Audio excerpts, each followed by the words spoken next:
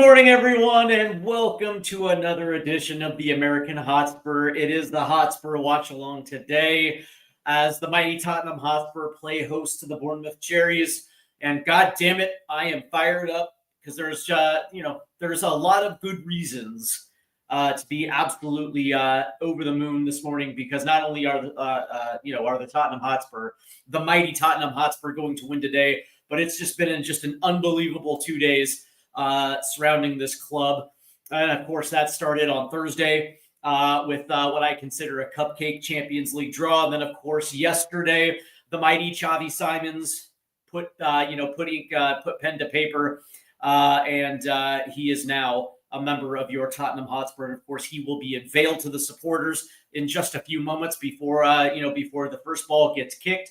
So we have a lot to talk about in the 20 minutes leading up to it. Before we get into it, make sure you hit the like and subscribe buttons, because of course you're gonna hit the like and subscribe button. Why wouldn't you, right? Why wouldn't you want to subscribe to this beautiful channel? And I do want to say thank you to those that have already subbed, and to those that will sub. I think you're going to be in a real treat with this channel. All right, so let's get into it, because we do have to talk about Xavi Simons just for a second before we get into the starting lineups. And of course, Xavi is the type of player that I think fans have been screaming for. The type of players that once he steps onto the pitch, he makes everyone better. And of course, he will wear the number 7 shirt for your Tottenham Hotspur. And listen, man, the interesting thing was, I don't think anybody necessarily really saw the signing coming. I think a lot of people were kind of happy with the fact that we're going over after players, somewhat of the Morgan Gibbs-White echelon, that type of Eberechi Eze. And I think Spurs fans just assumed that he was going to end up with Chelsea. That was until it wasn't, right? And I think it just shows the ambition, the true ambition of where this club is headed, where this club is now, and of course under the tutelage of a guy like Thomas Frank. The absolute wonder of what a Xavi Simons is going to look like under a Thomas Frank, and of course, for me at least, the signing of a Xavi Simons puts legitimacy behind this project, because again, man, these are world-class players that generally end up at a Bayern Munich, or they end up at a Barcelona, or even both of the not the Madrid clubs, but the Milan clubs in Italy, right? So I mean, these are the type of players that generally end up at Liverpool or Arsenal. I hate using that team name, but it is what it is. He's that type of quality player that just seemed to elude Tottenham Hotspur for the longest time. And now all of a sudden he's donning a Spurs shirt for at least for the next 5 years.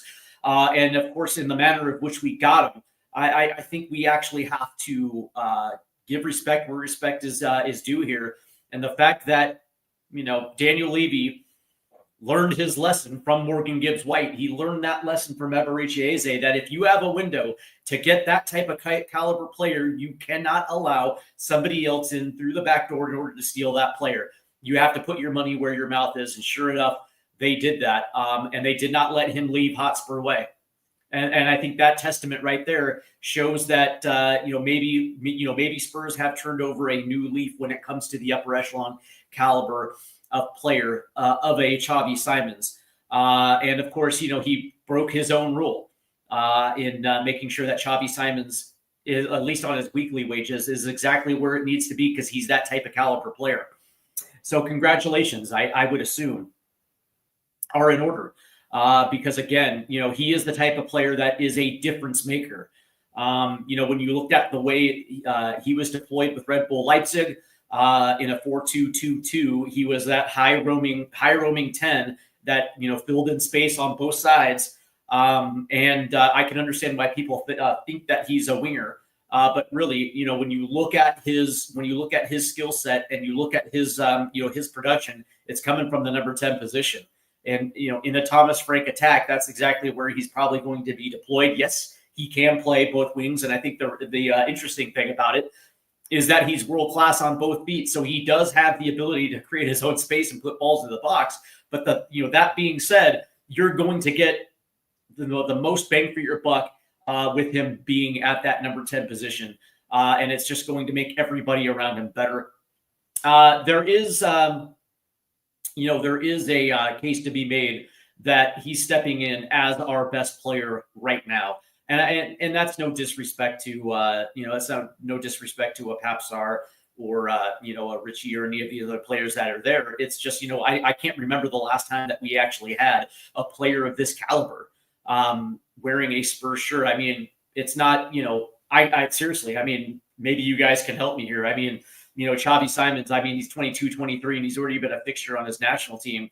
And he's already played for big clubs. I mean, when you talk about the Champions League experience, when you talk about his international experience, I can't think of a player off the top of my head that fits that type of caliber of what Xavi Simons absolutely represents. And man, I'm over the moon. I'm 100% over the moon for this type of signing. But more importantly, after we come back from the international break, and I actually see him in the starting 11. Good God, man, that's where, for me at least, that's when rubber hits the road. And we push on. And I would probably assume between now and the end of Monday, we'll probably get one more through the door.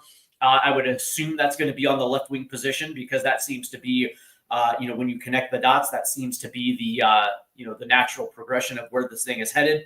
And if that's Morgan Rogers, good Lord, man, all of a sudden our revamped attack has 3 players that easily could slide into their national teams, and good Lord, man, it's going to make this team look far more than the one-dimensional that it somewhat has been through the course of the preseason, the first couple games. So I'm excited, man. I'm really excited. Yeah. Speaking about news and notes, let's get into it real quick, because word came out this morning that Dominic Solanke's exclusion from today's 18. Was that he was potentially going to be out for 2 to 3 months. That report gets nixed, and it turns out he will be back after the international break. And that's absolutely brilliant news from the standpoint is we can't have any of our strikers go down at this stage. Yes, Richarlison is in form, but we're also going to need a Dominic Solanke to be in form as well too. And word was that his ankle had swollen up, and that sucks. But that being said, it's not going to be a long-term injury, which is absolutely good news, because I don't think Spurs can pivot at this point in the window to try to get another striker through the door. Maybe one on loan. Maybe they might be able to circle back to a Randall Kolo Muani, or maybe try to get Luis Openda in on loan or something like that. But that being said, it doesn't seem like it's going to be a long-term injury for Dominic Solanke. And then also I got word today that Spurs have made a bid on Morgan Rogers from Aston Villa, as it looks like their Villa themselves are trying to get Paqueta through the door, which would mean that Morgan Rogers becomes expendable. And it makes sense that Spurs would go after him, because again, hell of a player that would fit on that left-hand side. And I guess for me, this is no disrespect to a guy like Brendan Johnson, who actually has started the season pretty well. But I think bringing in a guy like Morgan Rogers definitely improves that position. I think he just brings more to the table than a guy like Brendan Johnson. And I think it also allows Thomas Frank to deploy him correctly. So I'm excited for this one as well too, because Morgan Rogers absolutely drastically changes that left-sided position, and I'm glad that we have made a bid on him. Now we will find out exactly how Villa respond to it, or what they feel like Morgan Rogers' value is. But £68 million is not a bad starting bid. And these things will move quickly over the weekend as we head into Monday. But again, it looks like as much as Spurs really wanted Savinho, the reality is I think that deal. Now here's the weird thing, because Savinho wants it, and he has made that absolutely known. But the reality is Manchester City kind of holds the cards. The question will be, will Manchester City come down off of it as we get closer to Monday? Because there still is word that a guy like Rodrigo is somebody that they absolutely want. So we will find out. We will definitely find out as we get closer to Monday how things are going to shake out. But as of right now, it looks like Spurs are leaning in the Morgan Rogers department, and I think that actually makes the most sense, because Morgan Rogers or Savinho, I think you'd be fine with either one of those guys on the left-hand side. As a matter of fact, I think Morgan Rogers probably makes a little bit more sense for Spurs than a guy like Savinho. But regardless, which either one come in, I think we're all going to be happy. All right, let's get into it. Our starting 11 is out, and of course, Thomas Frank is going with the strongest possible 11 that he absolutely can. It makes sense considering we're on the cusp of our first international break. And of course, he's decided to go with Vicario and net. Obviously, makes perfect sense considering that I think he's the clear-cut number one at this stage, and I think he just brings more to the table than a guy like Kinski. So he'll be in net today. Our back line of Pedro Porro, Romero, Van de Ven, and Spence. And again, as of right now, I mean, what back four is better than these guys right here? As a matter of fact, through the first two matches of the season, they have absolutely locked down outside defenders, outside attackers. Even more so was the impressive way that they shut down City last week. And so from that standpoint, you can't go wrong with those back four. The midfield three is going to be Papsar kind of playing that 10 role with Betancourt and Polina. And of course, that double pivot of Betancourt and Polina has been absolutely amazing. Last week, keeping City, out of the central areas and pushing them to the wings. I mean, obviously that, it just shows you the quality that Polina has, especially marking out big time attackers. Last week in particular, man, that was just absolutely a brilliant piece of defending on Tijani Reinders and essentially man marking them out of their attack. So beautiful.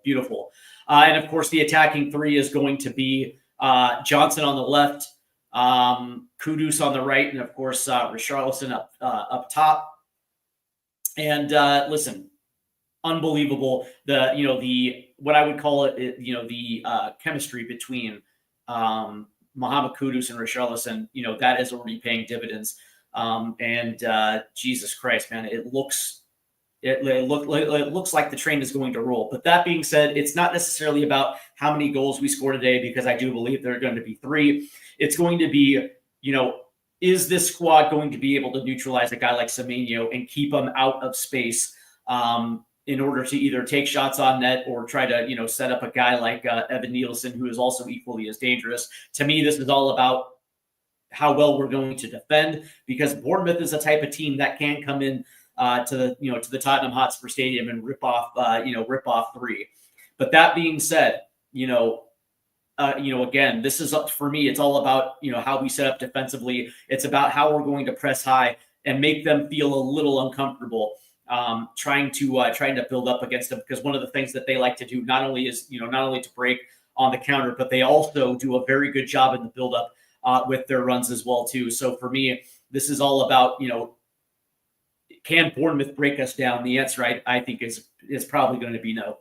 Speaking of Bournemouth, they line up in a 4-1-4-1 with Petrovic and net. Their back four of Smith, Diakite, Sensei, and Treffert is night and day different than what we saw last season. I would probably say that last season the strength of their team was their back four, and it's been a little bit reworked. Which means Tyler Adams actually is going to have his handful, making sure that Spurs don't take up space centrally. But that being said, and of course I'm a little biased because I like Tyler Adams. Yeah, shocker, he's American. But that being said, their midfield four is going to be Brooks on the right-hand side, Scott and Tavernier centrally, and of course Semenyo will be on that left-hand side. So it's going to be Pedro Porro's job to make sure that Semenyo doesn't necessarily go off. And of course, Evan Nielsen will be up at top. And again, Evan Nielsen has actually been a breath of fresh air for them at the striker position, equally as dangerous. So it's going to be a task. But that being said, I think when we look at Spurs in their 4-2-3-1, I just think that Spurs have the talent to not only keep a clean sheet but also score 3 today. And that is my predicted scoreline today. I think it's going to be 3-0. And I think that we go into the break on 9 points and sit at the top of the table. Because why wouldn't we? All right, so it looks like we are almost ready to start. We're about 4 minutes away from kick. Let me know exactly the your predicted scoreline, who's going to score the goals, and who is going to be your predicted man of the match. And it looks like we're about ready for the players to walk on. There's Christian Romero wearing the captain's armband today. And it looks like who's wearing the armband today for Bournemouth? That's an interesting one. It looks like it's going to be Smith. So there you go. So it looks like the players are coming out right now. And it looks like that Xavi Simons has already been introduced to the sold out crowd today. And it looks like he just got an unbelievable welcome. And that's nice to see. You know, the interesting thing, I was over on the Irish Hotspur and we were talking about, the importance of getting them out in front of the supporters as much as possible. And I made the statement that, considering that there's still a lot of fans that are in the, I guess you can say, in the protest space, protesting a guy like Daniel Levy and the lack of ambition. And it was so important that to not only get that deal across the line, but also introduce them in front of the supporters to somewhat drown that out. Because one of the things that this club needs is everybody moving in the same direction. And I think that Thomas Frank has galvanized not only galvanized the team, but also galvanized the fan base to an extent. And so it was very important that Spurs keep that momentum with Xavi Simons and get them out as quickly as they possibly can. And I think they did an absolutely brilliant job doing that today. So we are dangerously close to the start of this one. I want to thank everybody who's tuning in. The chat is open today, so I hope we have a nice little strong engagement. And it looks like right now on Peacock, the lineups are being put out there. Man, I'm telling you, Matt, I'm excited for this midfield three. Papstar has gotten off to such a blazing start. It's going to be interesting to see exactly how that midfield is going to look like with Xavi Simons in it. The question is who gets moved to the bench? Is that going to be Betancourt? Is that going to be Sarr? And that's a very good question. I would probably assume that it's going to be Betancourt because I think Sarr gives you a little bit more dimension, and I think he's actually a little bit better as that box-to-box guy. But that being said, man, that is what I like to call the good problem that good teams seem to have, where they just have so many good quality players that these decisions are made tougher. So we are close. We are so very close, man. And I'm one of the I guess as we are getting close to the start of this one, the thought of who else are we going to get in this window?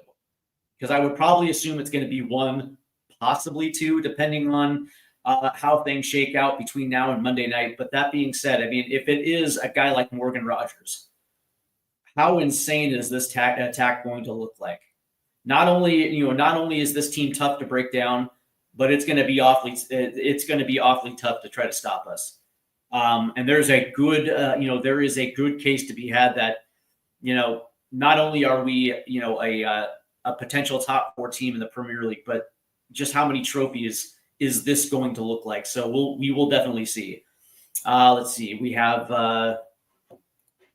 Dan Davenport who's checked in.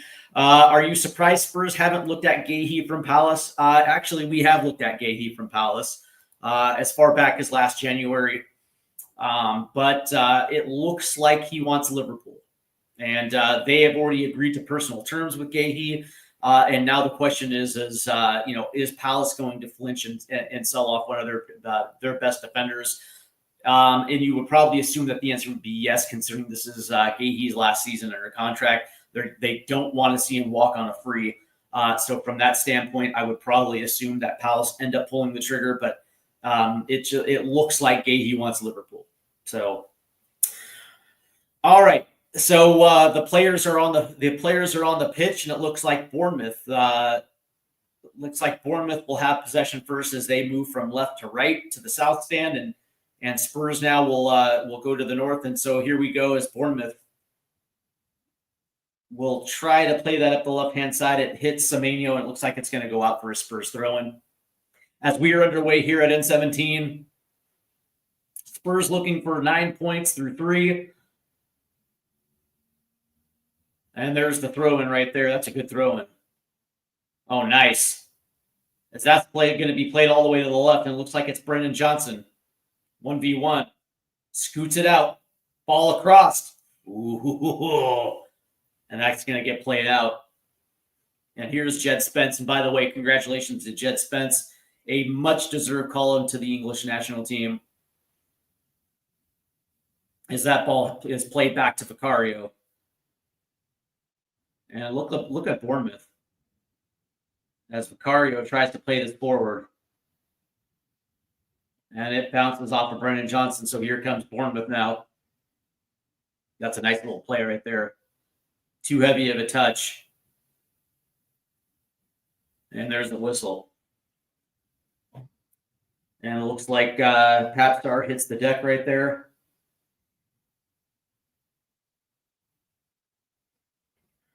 Good movement so far for Spurs. As Brendan Johnson hit Papstar on the overlap there. On that chance. And that ball goes out, and it'll be a Spurs throw in here. On the left touchline. And it'll be Jed Spence here to throw this one in.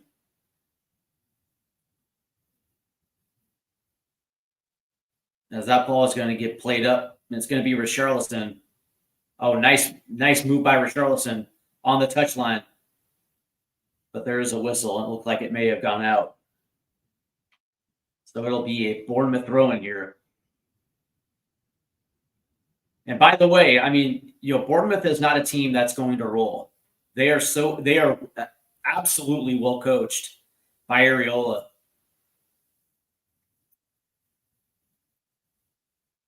And they play tough, man. They move the ball well. As Petrovic now will play this one forward. As that ball is a little too long, and Vicario will corral it. Here's Van de Ven. Oh, nice little flick by Brendan Johnson. Here comes Jed Spence racing up the left-hand side. Oh. No tag. Yeah, that was a great tackle. No whistle there as Jed Spence was looking for a whistle. And it's Papstar trying to play it a little centrally.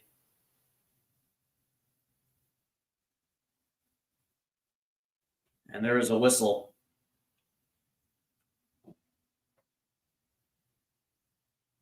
There's Dan Davenport here. Said it was nice to see the little Brazilian Marcelo back on Dave's channel. Yeah, I have never met him before, so it was nice to get to know him a little bit. Great guy. And it looks like the ref is giving a stern talking to Tavernier.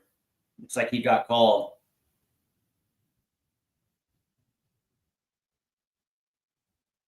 So it'll be a Bournemouth free kick here.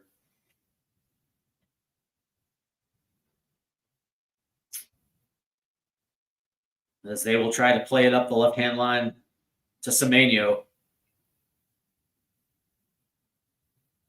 Speaking of which, here's Semenyo right now on the ball. Nice little drop in. They're going to have to play this one back. In the box here. Shoots. Oh, that's a goal. And Bournemouth get on the ball first. Get on the scoreboard first. Nice little shot right there from Evan Nielsen. That happened quick.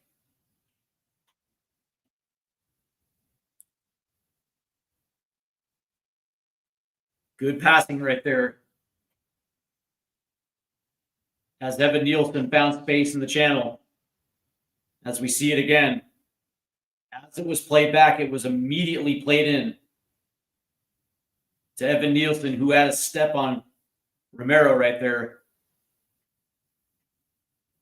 And Romero couldn't clear the space as that one went right over the Vicario right there. And we're not even 5 minutes in, and Bournemouth have taken the lead.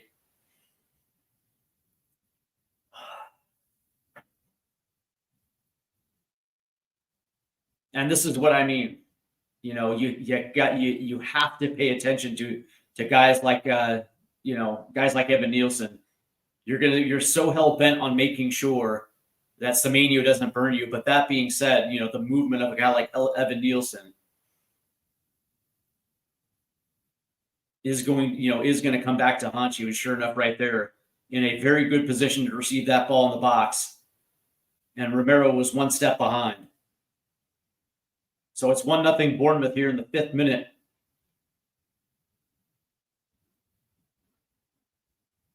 As that ball's played in, good diving tackle right there by Polina.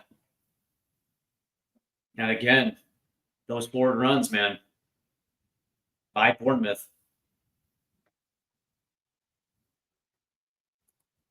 Let's see. A second unnamed Prem club had made an offer to get Donnarumma. Do you think it could be Tottenham? I don't know. I haven't heard anything about Spurs being interested in Donnarumma. I think they feel like Vicario can do a job. As that ball is going to go up the left-hand side, it's going to be Semenyo again. That's going to get deflected. Shoots, and that goes wide. Ooh. As Evan Nielsen again.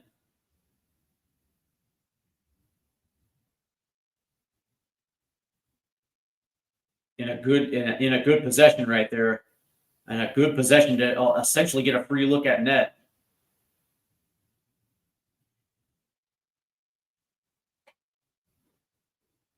As 5 minutes in, Spurs got kind of got punched in the face there.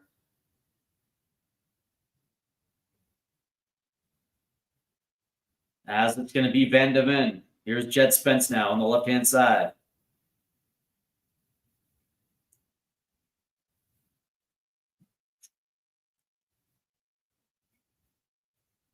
As that gets played back to Vicario, and Spurs will reset here.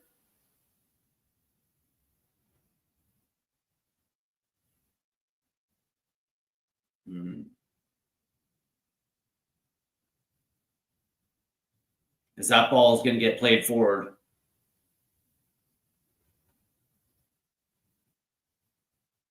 And it looks like that'll get out. Said Vicario made a lot of mistakes in goal last season. Donnarumma was a very experienced keeper and Champions League winners. Yeah. I mean, don't get me wrong. I don't mind the idea of Donnarumma. I just don't think that. I don't know if that has legs. I mean, I can check.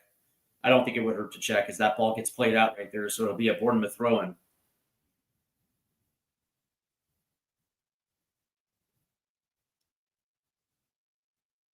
As that ball's going to get played up. Looks like they're going to try to get Evan Nielsen on that ball again. Excuse me, that was Tavernier. But again, man, playing balls forward. Bournemouth came in with a solid attack to try to test that back line. And it's going to be Pap Star playing it all the way out to Brennan Johnson off to the left. Who's going to lay it off to Jed Spence just a little too hard right there as that gets out. Right idea. Just a little too, a little too hard of a touch from Brendan Johnson. So that'll be a Bournemouth goal kick here.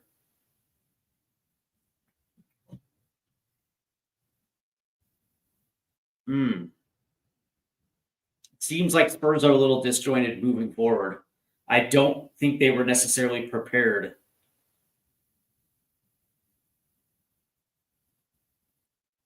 for what Bournemouth was going to throw at them. But that being said, they should have. As Vicario is under pressure here, as he finds Van de Ven, who tries to play one forward, but behind Brendan Johnson.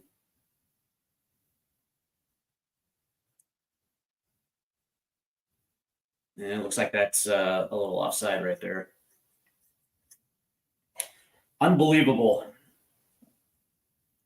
Good start to this match by Bournemouth. Not only have they been pressing in waves, but they're also finding space moving forward. Good passing from the back. It almost felt like they're trying to overcorrect for a guy like Semenyo, and they have essentially left Evan Nielsen wide open. So here's the reset. As Jed Spence is under pressure and he sends one back. As Vicario will play this one forward. And Bournemouth will hold possession. As they'll pump this one out to the right. That ball's going to get played in the box. Header! Oh, it goes over the crossbar. Oh. And again, that was Semenyo. Good play into the box. As Semenyo made an unbelievable run right through the channel. Unmarked. Unbelievable. Oh. Spurs are so very fortunate not to be down 2-0 right now. As Dan Davenport says, if Man United were to sack Amorim during the internationals, if they lose to Burnley, could you see Man U going after Pochettino? And yeah, there is some rumor coming out now that those two have spoke and Pochettino is interested. But again, I can't see the U.S. men's national team letting Pochettino go before the World Cup. I can't see it. Stranger things have happened. But that being said, I can't see it. As there was a yellow card issued. And immediately Bournemouth regained possession.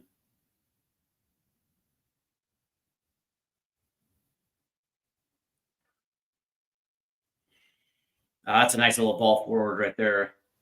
As Richarlison just wasn't in place. As that ball will get out. And he says Sir Alex is a strong admirer of Pochettino's management. Yeah, I mean, Pochettino is a very good man manager. But, again, he's got a job. And I just can't see Pochettino leaving before the World Cup. I think this is going to be at post-2026. But that being said, I think U.S. men's national team supporters might be in favor of it. But I just don't. I just think with stability issues in mind, I just can't see it. As that ball is going to get out and look like it was off Polina. That's a quick throw in for Bournemouth here. That's going to be played a little centrally, but right there, it's a good clearance.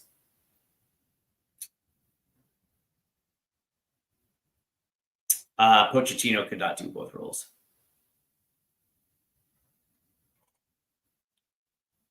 Nor would he.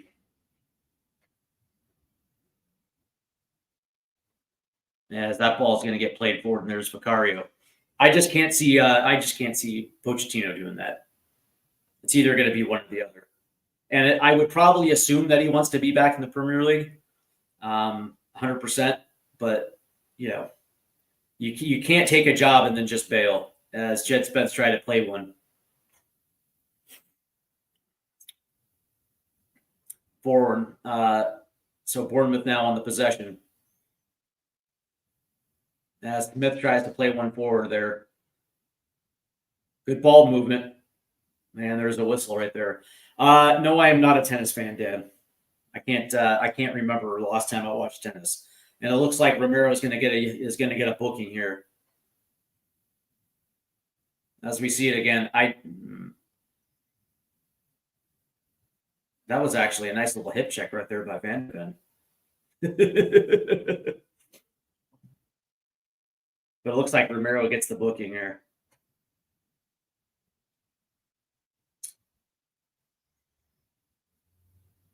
And I think Spurs need to calm down here. I think they were unexpectedly hit with a wave from Bournemouth that led to the first goal. But that being said, still plenty of time. Actually, the booking goes against Van de Ven on Smith.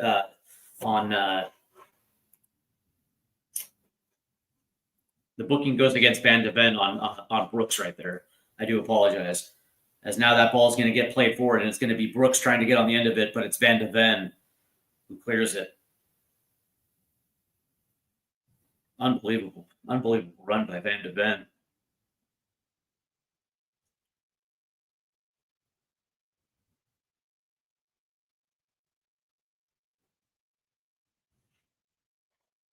Here's Jed Spence. And it's Palinha. He plays it over to Romero.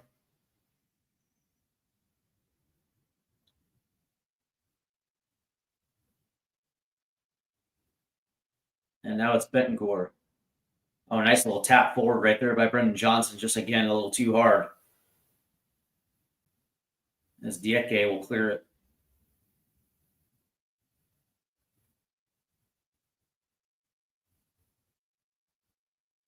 As that ball is going to get played up onto the right, and it looks like they're trying to get Kudus up on the ball. Just a little too far forward. And there's a whistle right there against Pedro Porro. And it just looks like Spurs are doing a lot of chasing right now. That's a nice ball over the top to the right-hand side. As Bournemouth will set up that ball. That's a ball in. Tipped. Headed out. And it just seems that, Bournemouth, not only are they getting good runs forward, it also seems like they're just setting up against Spurs with ease. As that'll be a corner for Bournemouth. Actually, it's a goal kick. Sorry.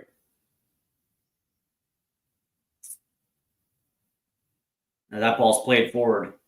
It's going to be Star, and then he's going to get taken down here. So it'll be a quick whistle. As that's the reset, trying to get forward for Kudus, who comes down with the ball. Here comes Kudus now.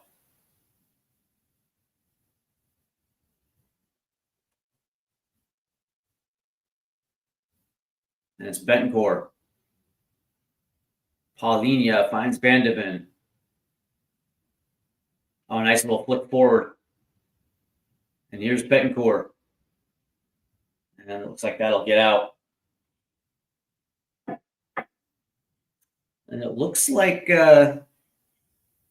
Brendan Johnson has struggled on his touch in this first half. Everything seems to be just a little too weighted. As Smith will have the throw in here.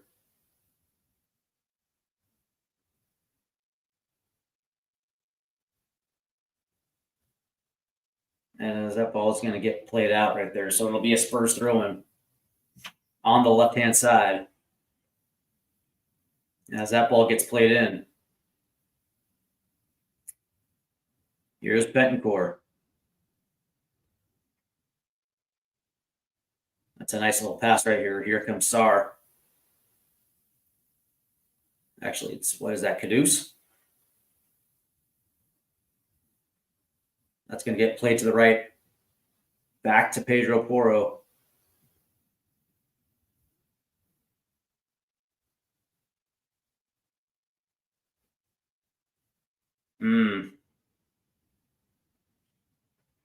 They just cannot find a way in. That's a good play right there, though. As Spurs take the ball back, but there's a whistle. They're going to say it was Pap Sarr who was the guilty party there. The Spurs are finding it a little difficulty, not only making forward runs, but also trying to get into the box. I guess credit to Bournemouth, as Areola has done a very good job against this attack.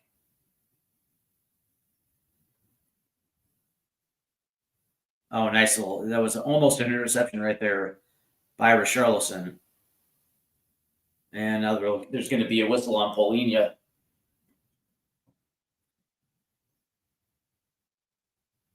So it'll be a free kick here for Bournemouth, as it was Scott that went down. And that definitely was a free kick, as Palinha just completely missed the ball.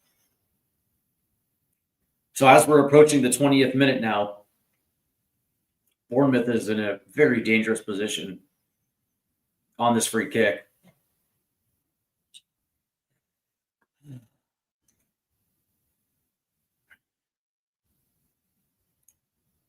And it just feels like Bournemouth is just one step quicker than Spurs at the moment.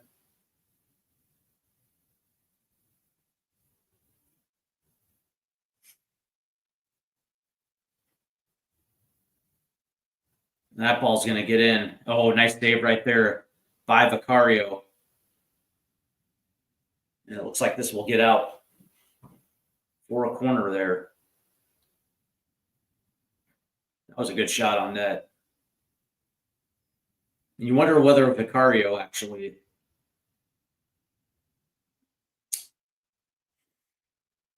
As we look at this again. Yeah, okay. You wonder whether or not Vicario needed to make that diving save, but that being said, it does get out for a Bournemouth corner as that ball is going to get whipped in. Ooh, again, over the crossbar. As we welcome Audio Artisan here. He says, good afternoon. We're doing it the hard way as usual. Yeah, a little bit. As we look at it again, and it looks like it was Brooks right there that was unmarked as he puts one over. As Thomas Frank should look concerned because, yeah, Bournemouth are doing a very good job of pressing. And I'm surprised that we're still playing out of the back knowing that. As that ball is now going to get played forward, there's a ball into the box that's not going to get there. And that's kicked away by Jed Spence. But Bournemouth will retain possession with Diakite as he plays it back to Petrovic. And Petrovic will play this one forward. That's going to get all the way down, but there's Jed Spence as that one will get out.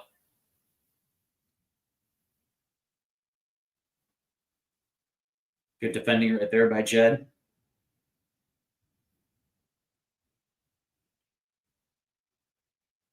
That was the creativity of Thomas Frank of understanding when a team is getting a little too comfortable pressing that they would just swap it up, and it seems like that might be in order here because Bournemouth is literally pressuring everything out of the back. That's a nice little ball headed forward.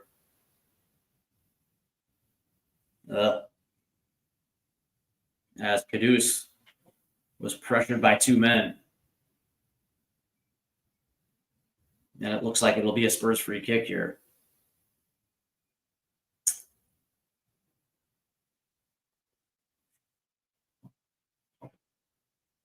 And it'll be Van de Ven who will play the restart.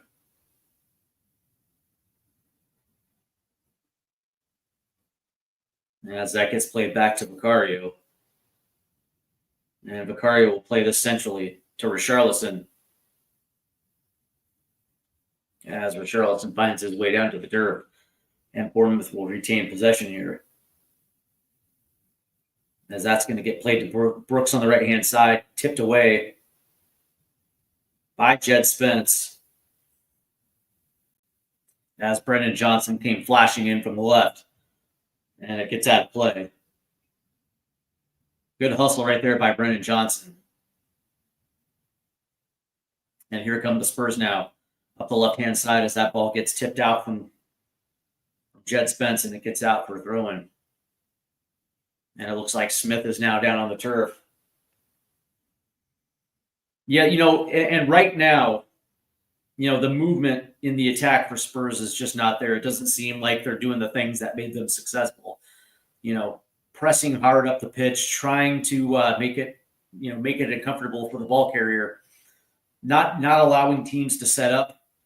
It just does not seem like they're playing with that same type of intensity that allowed them to set up on the counterattack. It just seems like Bournemouth is able essentially to move with ease. And so you would like to think that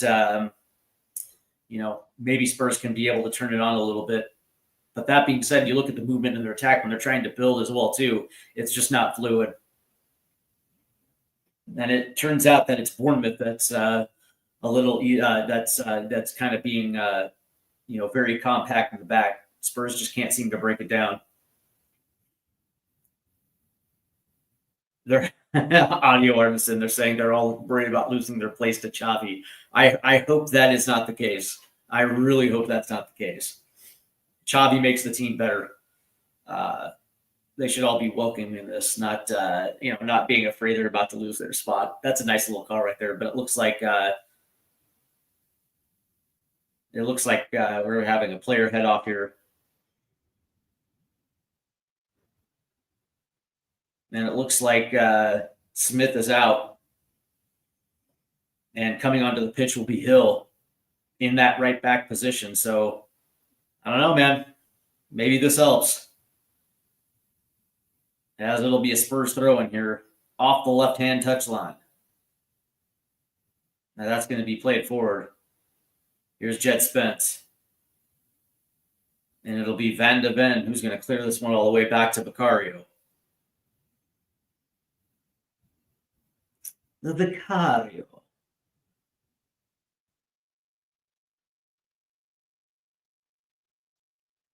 As Van de Ven was being pressured there. It looks like Jed is going to play this one back.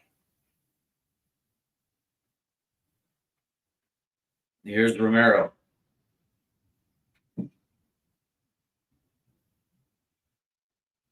And it'll be Van de Ven now.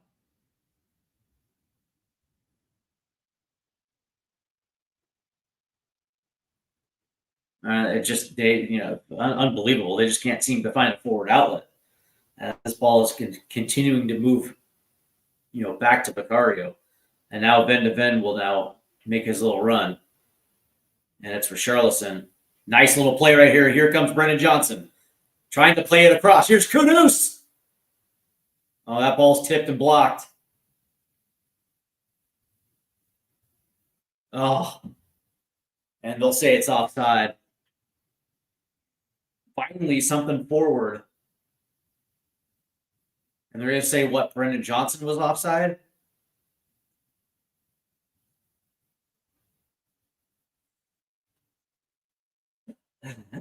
Okay. Yeah, I can see it a little. But damn, something finally good. Finally something, that's positive in the attack, and it gets whistled off. That's a nice little flick forward. Oh, Tavernier gets blocked. Nice hustle. Nice hustle by Van de Ven. That was a nice little touch pass to Tavernier from Semenyo. And it was both Jed Spence and Van de Ven right there. Ooh, good hustle. As this will get out for a Bournemouth corner again. A nice little counterattack there as that ball gets pinged in, and now it's going to get cleared.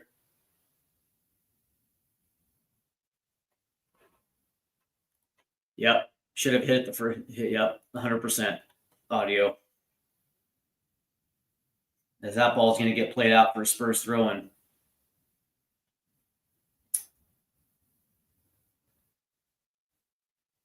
We just need better movement.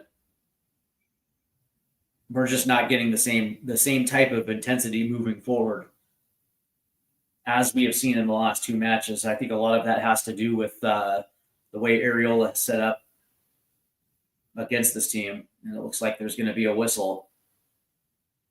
And I think they're saying this is against Richarlison.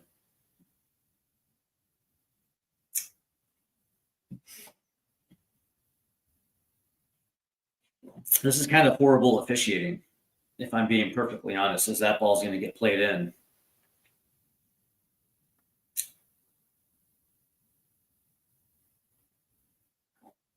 As again, it's going to get whistled against Richarlison. Unbelievable.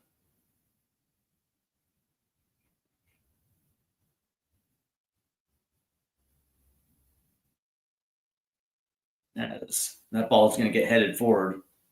And it's going to be Kudus on the ball as his back pocket gets picked. And that ball will get out. Do I think we're going to see Manor Solomon later today? I hope not. But he's in the matchday squad for a reason. So maybe. I'm not necessarily convinced that Solomon can play at this level. I don't know. Maybe he's gotten better. But that being said, right, it's like who would you rather see? Like for instance, if they're going to make a switch at the left on the left side, who would you rather see, Solomon or would you rather see Odegaard? Me personally, I'd rather see Odegaard, as that ball was corralled right there by Vicario, and he was looking to play quick. As that ball is going to get played up the right hand side, just past the outreach of Kudus right there. Speaking of Kudus, there he is right there. No whistle as Kudus goes down. Here comes Bournemouth with the counter, and they're going to play it out right to Brooks.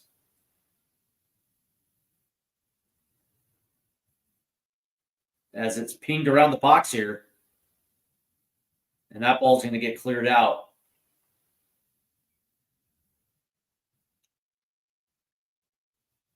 As Adams will play it out to Brooks on the right-hand side.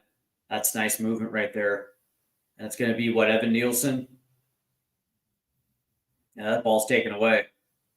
Here comes Brendan Johnson. Ooh, he tried to turn, was met right there by Hill, and I think that's where the whistle's going to be.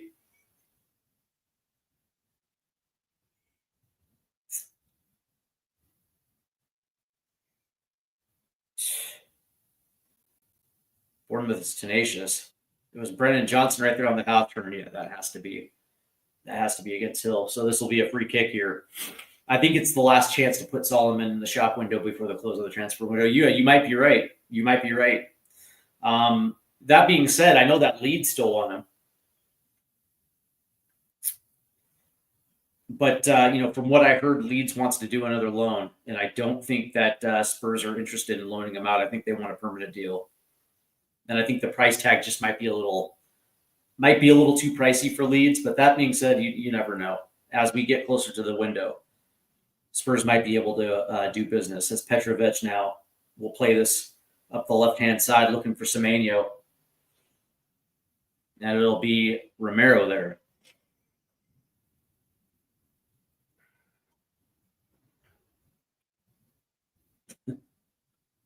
As that ball's played back from Van de Ven to Vicario. And that will be Romero now.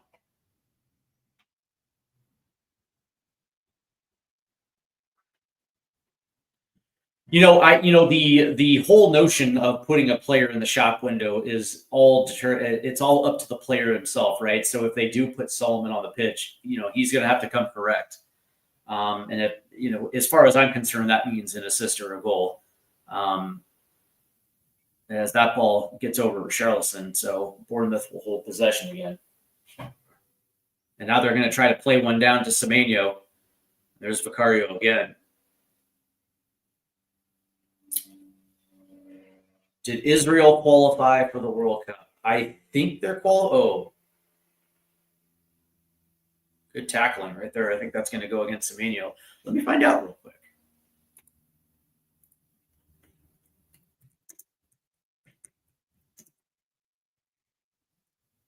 Let's find out, shall we? It's a good question. They have not yet. They're right in the middle of qualification right now. As Jed Spence will play this one back to Van de Ven. And it looks like it'll be Paulinha who's going to try to ping one up to Kudus on the right-hand side. And that's going to get played out by Trufford there. Good defense by Bournemouth, man. They are certainly not making this one easy, as we are about 35 minutes into the first half, as Spurs have yet to find a way into the box.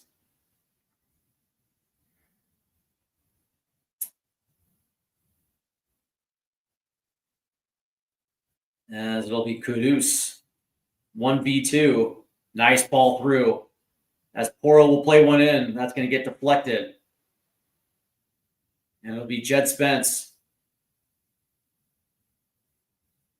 And now here come Bournemouth on the break.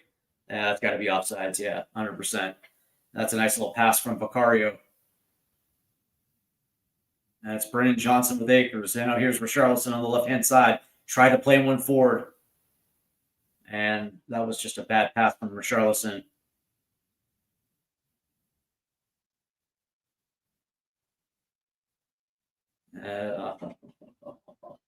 as Emma Nielsen tried to head one in the direction of Semenyo, and now he's down.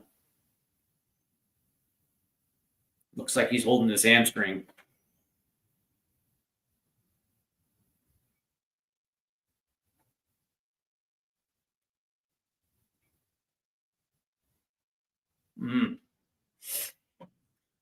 Well, let's see. So he'll want game time if they qualify. Well, I think he's going to get called in regardless.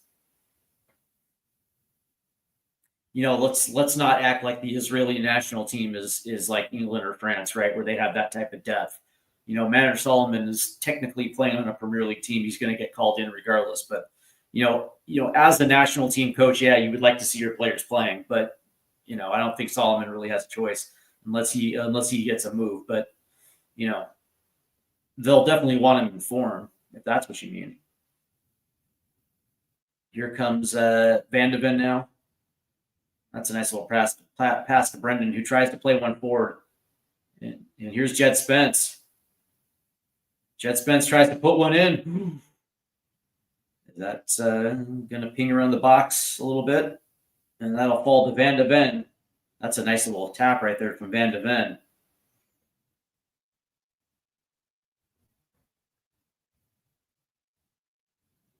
As now they're going to try to play one in. It's Caduce. As that ball gets away. And there's going to be a whistle against Tapsar. I agree with you, Dan. 100% I agree with you. The Spurs should look to offload him. I wonder if a team like Leeds is looking to get him back on loan. And from what I hear, they actually want a permanent deal. It's all going to matter of the price time.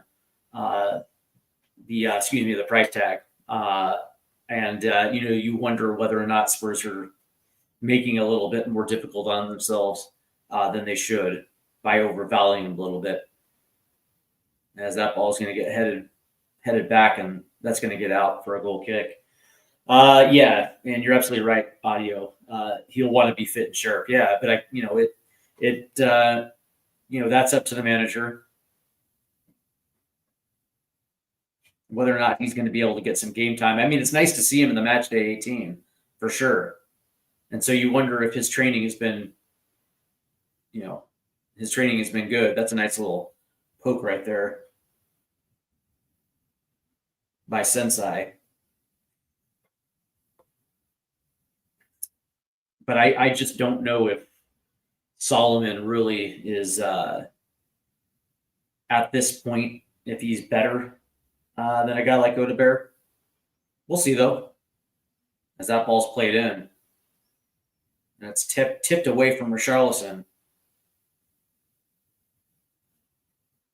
Here's Jed Spence now, playing it out to Brennan Johnson, who tries to go centrally. That's just a bad touch from Brennan. And now here comes Bournemouth, as Brooks will try to play one forward.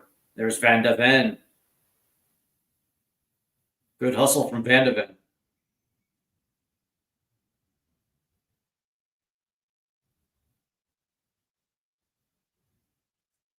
Dude, Van de Ven so far has been probably our best defender so far. As we are approaching the 40th minute here. Bournemouth lead 1-0. Spurs are still very much in this match. But something's going to have to give here. Because, it's Bournemouth whose defense has yet to be broken down. And we just can't necessarily seem to put ourselves in position on the front foot.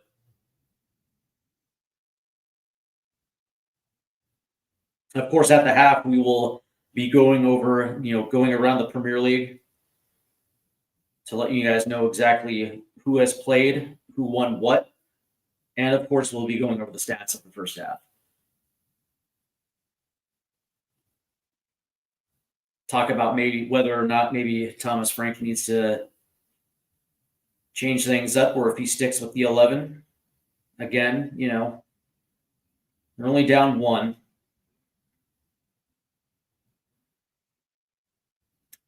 I would agree with you. audio. 100% I agree with you. That's a nice little tip. Here's Richarlison trying to tip it again, but that ball gets taken away. It'll be Brooks.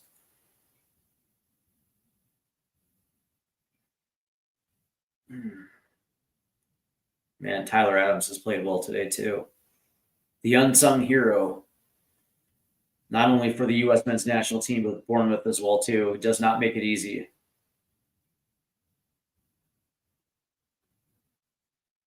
As that ball is going to get played and then headed out. But Bournemouth will keep possession here. That ball gets taken away. Beautiful play right there. Here's Pap Sarr.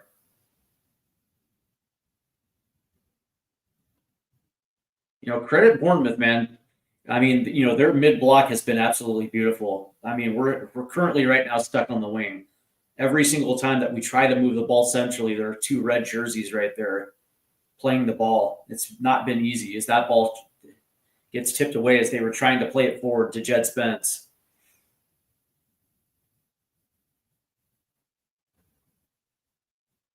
As Spurs will hold it in.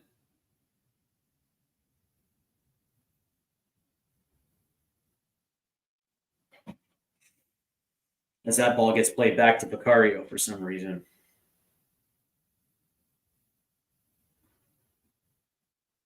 We just need to find an answer on the attack. As that ball gets played up to Brennan Johnson, who tried to tap it forward to himself. As Hill did a pretty good job right there.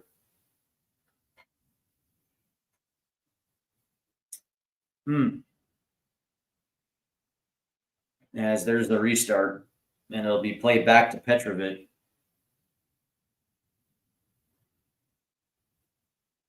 Oh, that's a good ball in the middle of the pitch, and he's got acres to move. That ball's going to get played all the way to the right-hand side. Ooh, as that was headed on right there by Evan Nielsen.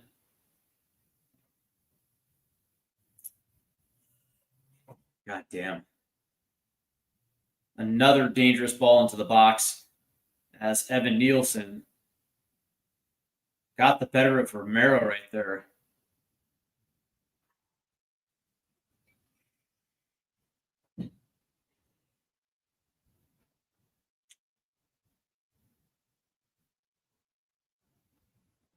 As that ball's going to get played forward. Right there is Pedro Porro. Try to play this one forward, and that will get out. They should be 3 up, yeah, 100%. They are the better team clearly in this first half from every aspect. They have been absolutely relentless. I would probably assume there's going to be a tactical change. I would think. Now, whether or not that means somebody's going to come off, or like potentially them going to 3 in the back, I don't know. But what I do know is that, Bournemouth, not only are they getting guys forward, but they're carving up the middle of the pitch too, as this will be a free kick.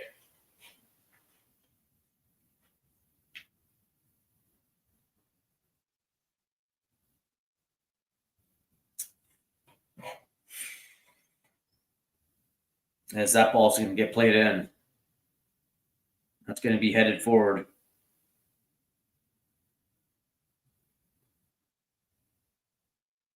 And it'll be Hill. Ooh. Tip forward. Good defense right there.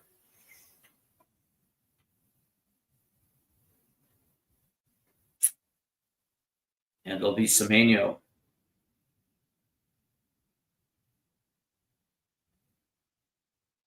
That's a good ball in. And that'll be deflected out. And it looks like it'll be a corner kick right here. As they've been lethal. That was a good run right there by Travagnier. But Romero had the position on him.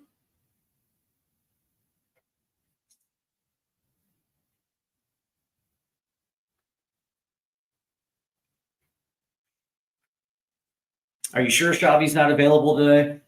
That ball's going to get played to the back post, and that's going to be headed out. And it'll be a throw-in for Bournemouth here.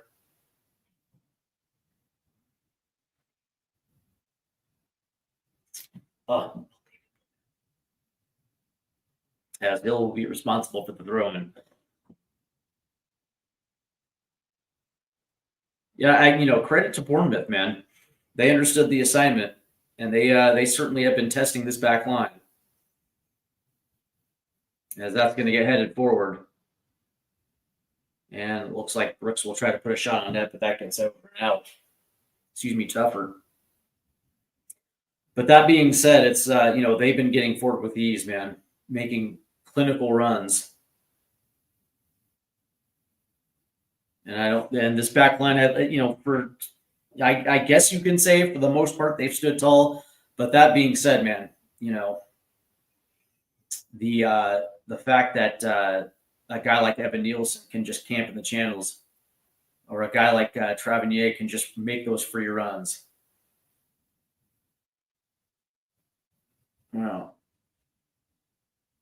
Something to be worried about. But there's a throw into Richarlison. Tries to get around the corner, but that's going to get played out.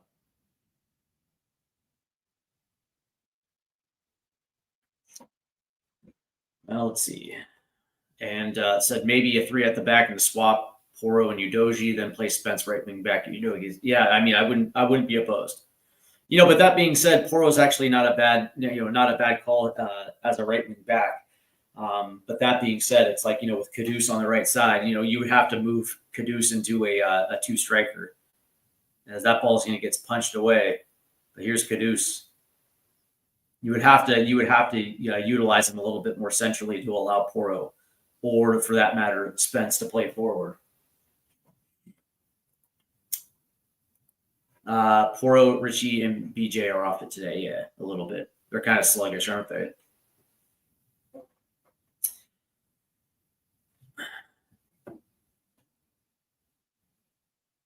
As we are into stoppage time here, it looks like it'll be 3 minutes.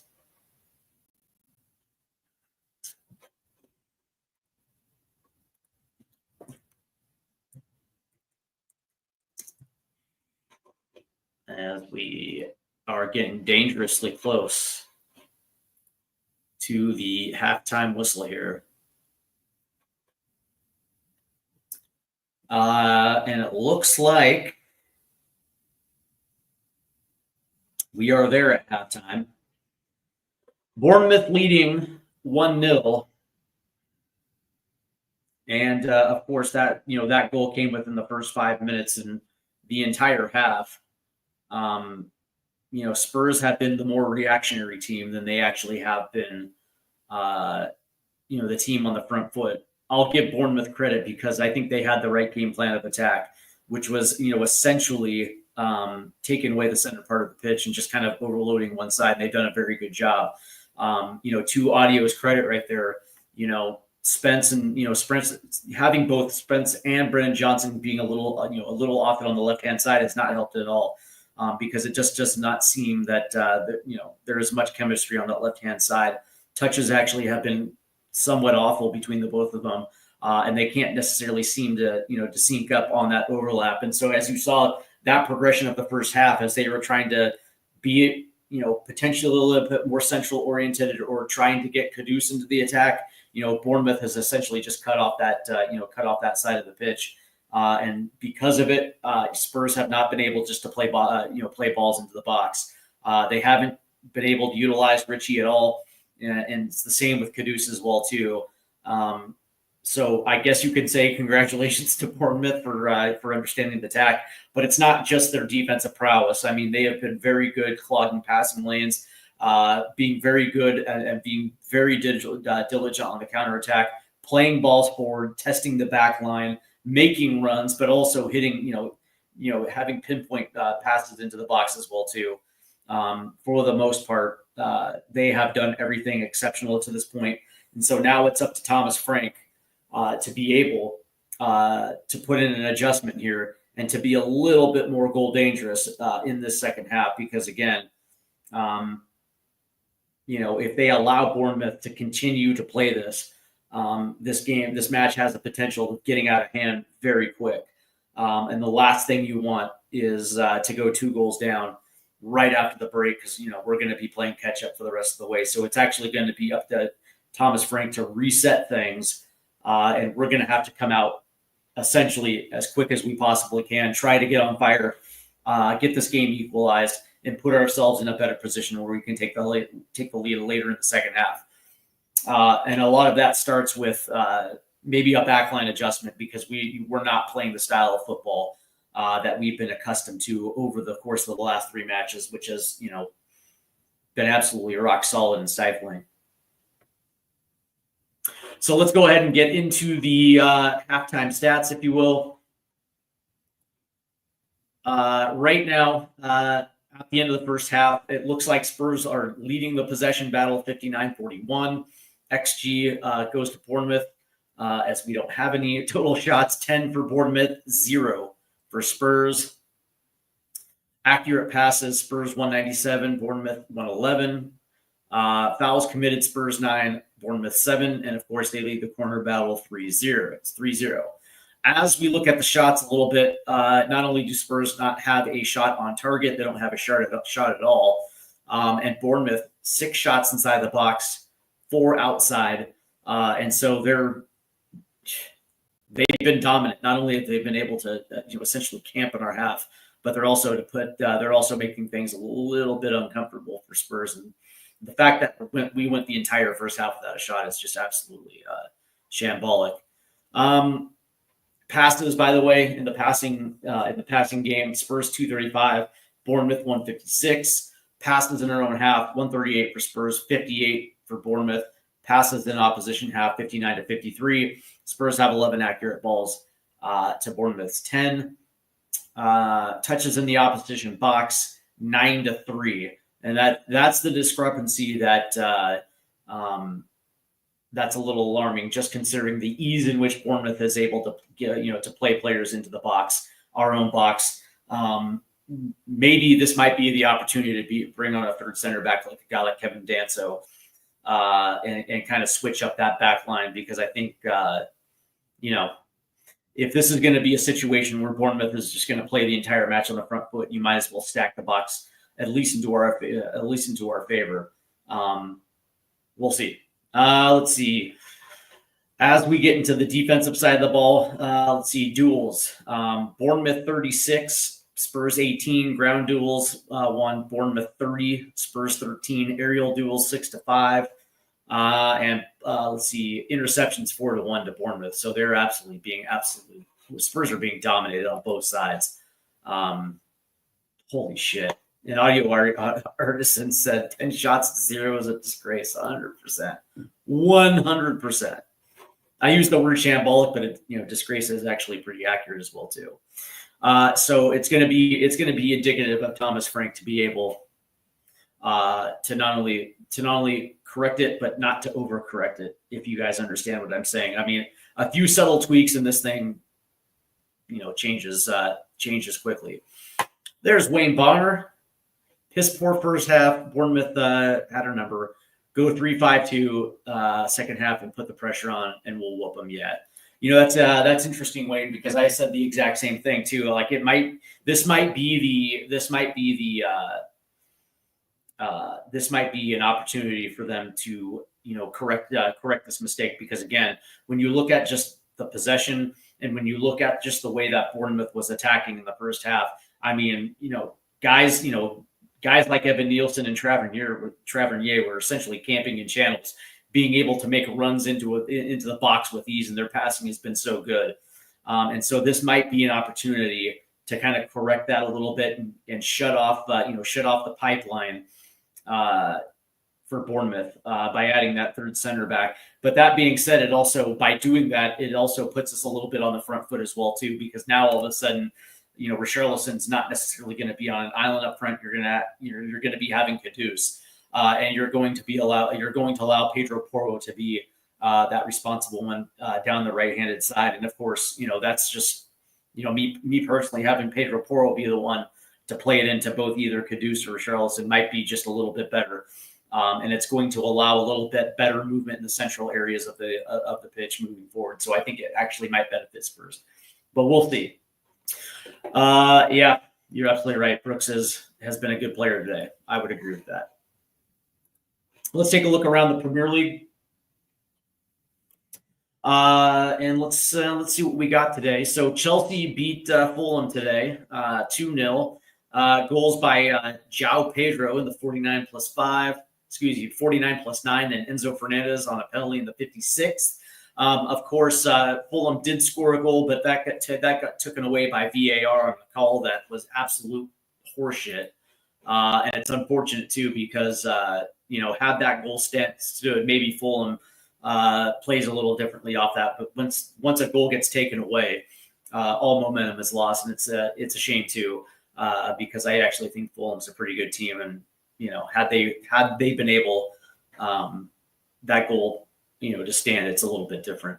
Right now at the half, Everton leads Wolves 2-0. Goals by Beto in the 7th minute, and Njai in the 33rd.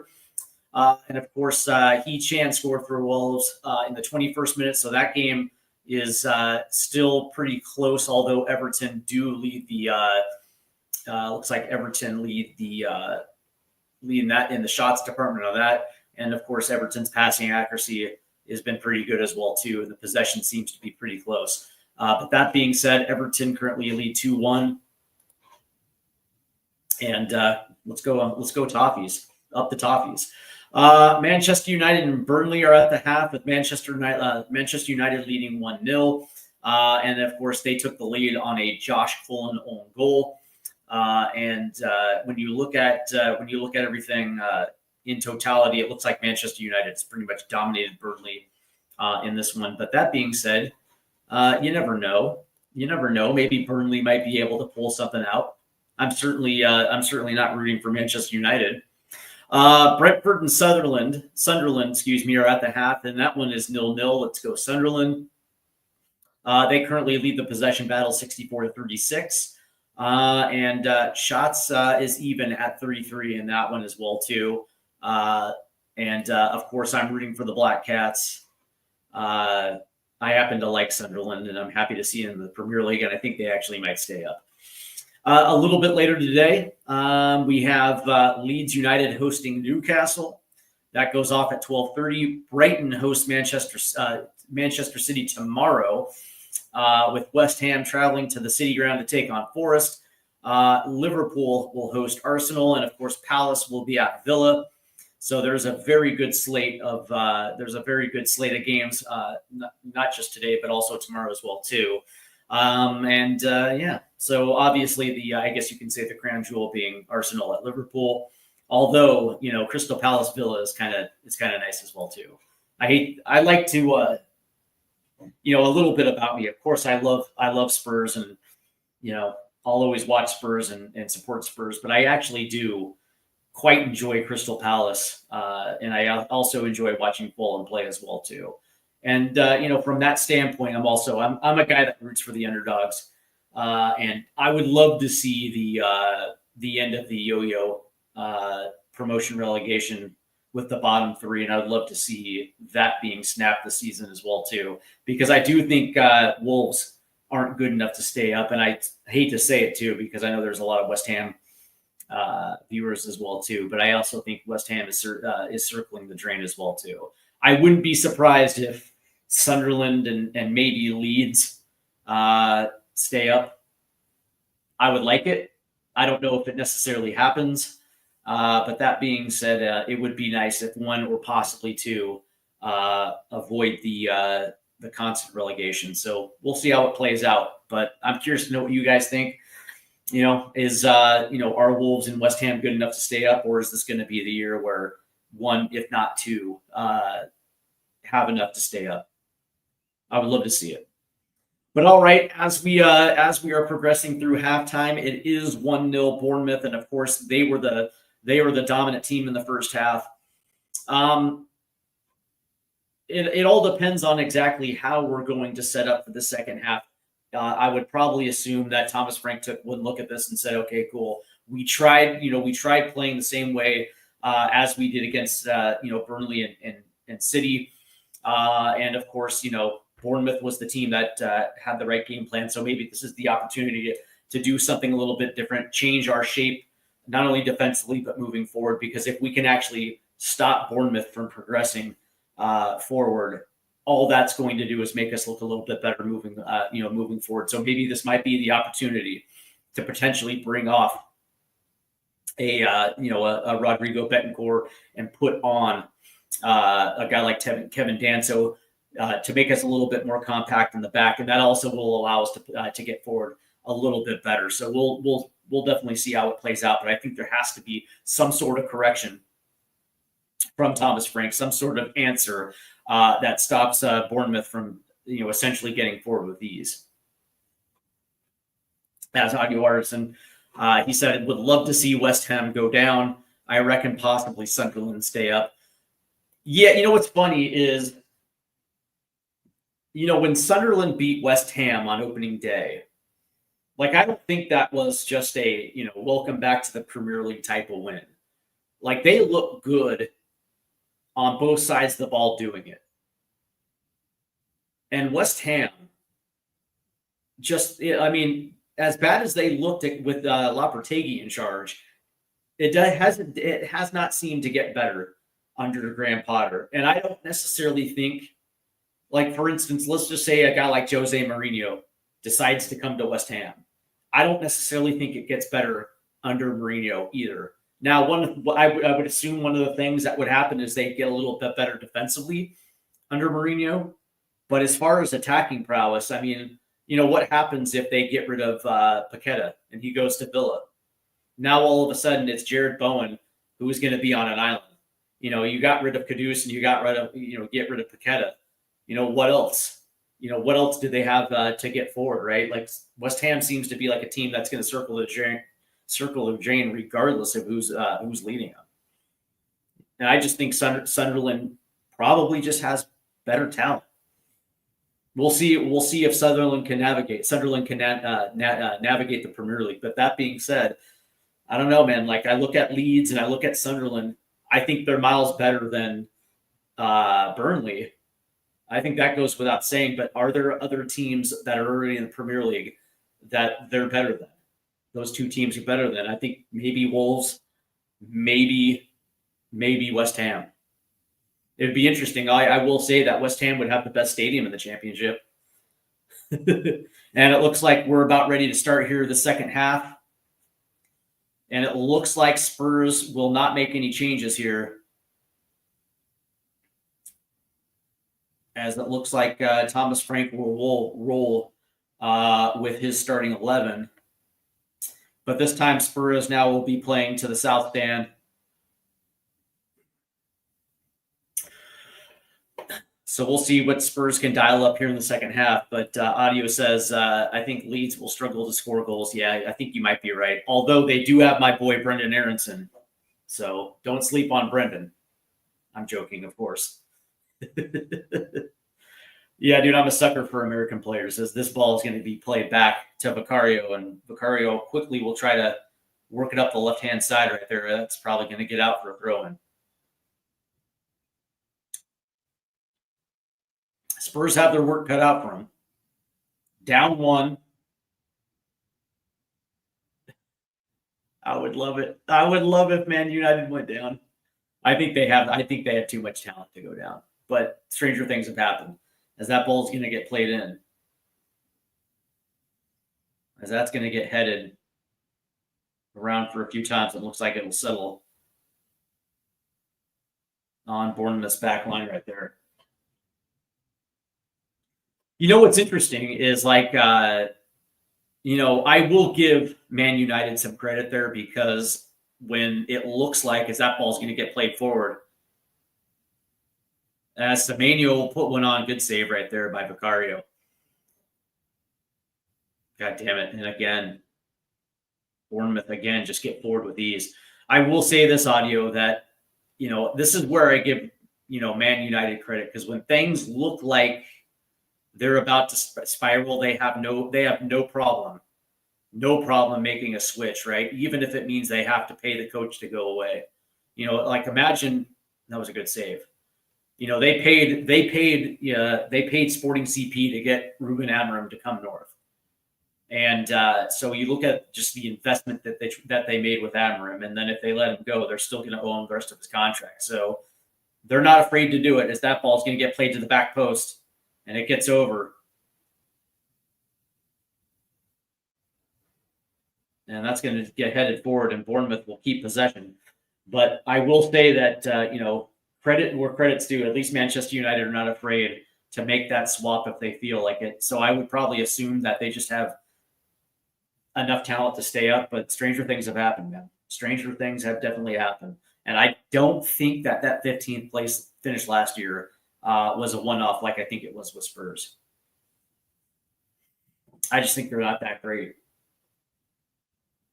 Defensively, especially.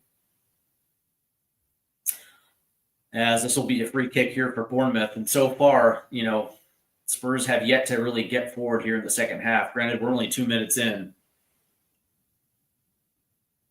But Bournemouth, again, almost scores. As that ball is going to get played to the left, and it falls perfectly to Semenyo.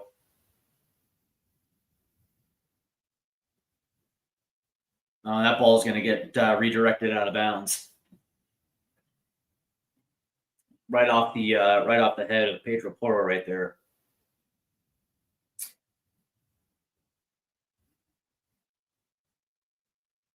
Let's see. Only 6 teams have never been relegated from the Premier League. Us, Arsenal, Chelsea, Liverpool, Everton, Man United. Us or Everton would be favorites to be the next off that list. Yeah. And what's funny is it's been since like 19 as that ball's going to get played into the box. That's going to get punched away as Kudus was trying to clear it, but it's headed in. Ooh, what a save right there by Vicario. Oh.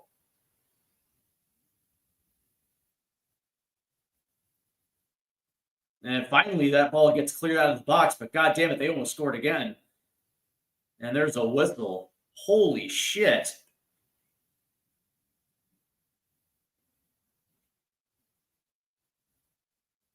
As Vicario made an unbelievable save as that ball was played in. And what I thought was offsides by Evan Nielsen, he put one on. And then in the midst of that carnage there, it stays out of the net. As Kudus initially tried to clear it, as it was played on to Evan Nielsen, who that was an unbelievable save. The shot gets redirected off the post. Unbelievable. And then, of course, Semenyo gets whistled right there, and what I consider kind of a phantom call right there, but it'll be a Spurs free kick as this ball gets played forward, as Richarlison gets played backwards, and now here comes Bournemouth with a lot of space to move. Oh, nice. As Betancourt tries to play it up the left-hand side. There's nothing there. And Spurs will hold possession here. But again, good man marking right there by Bournemouth. The Spurs are pinned back. And they have no choice but to try to play this forward as Richie goes up for it. And it just seems that Bournemouth is just winning the 50-50 battles all over the pitch. They're just not giving space for Spurs to get forward. It was supposed to be the opposite way around. We were the ones that were supposed to be the more relentless squad, and it just has flipped on a dime here. Unbelievable save by Vicario, but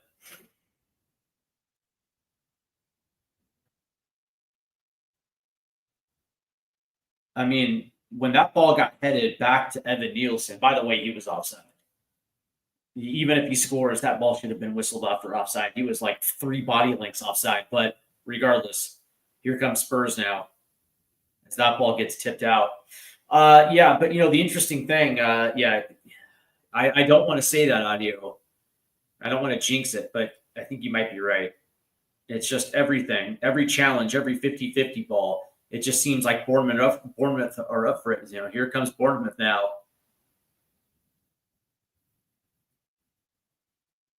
as that ball is going to get played in. Tried to go centrally, but it's taken away. And here's Jed Spence now. Up the left-hand side, and he's got space to roam. He's got space to roam. Here's Jed. Off the left-hand side now. Back to Spence. Come on, Jed, play one in.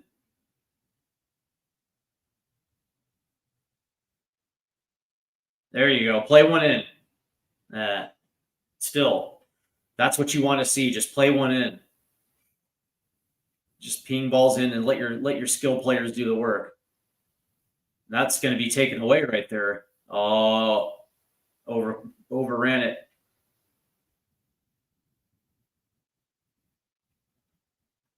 Here comes Bournemouth into the box. Shoots. Oh, that was saved by Vicario. But Bournemouth, they're just getting forward with ease here. You know, it's like a knife through hot butter. They can just literally do whatever they want coming forward.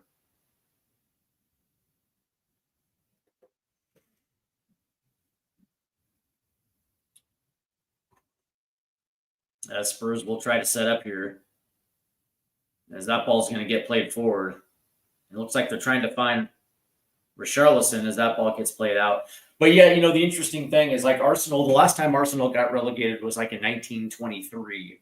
And they've been up ever since, right? So it's interesting, right? It's interesting how consistent some of these teams have been. And I'm not talking in the recent history. I'm not, you know, before Arsene Wenger, you know, Arsenal before Wenger, you know, Chelsea before Abramovich. These type of, you know, Liverpool consistently has been, you know, a very good team decade after decade. It's actually kind of, you know, it's actually kind of marvelous of the consistency of some of those teams. But Brendan Johnson now comes off the pitch in the 53rd minute, and it looks like Lucas Bergvall has come in. And Spurs had to do something here.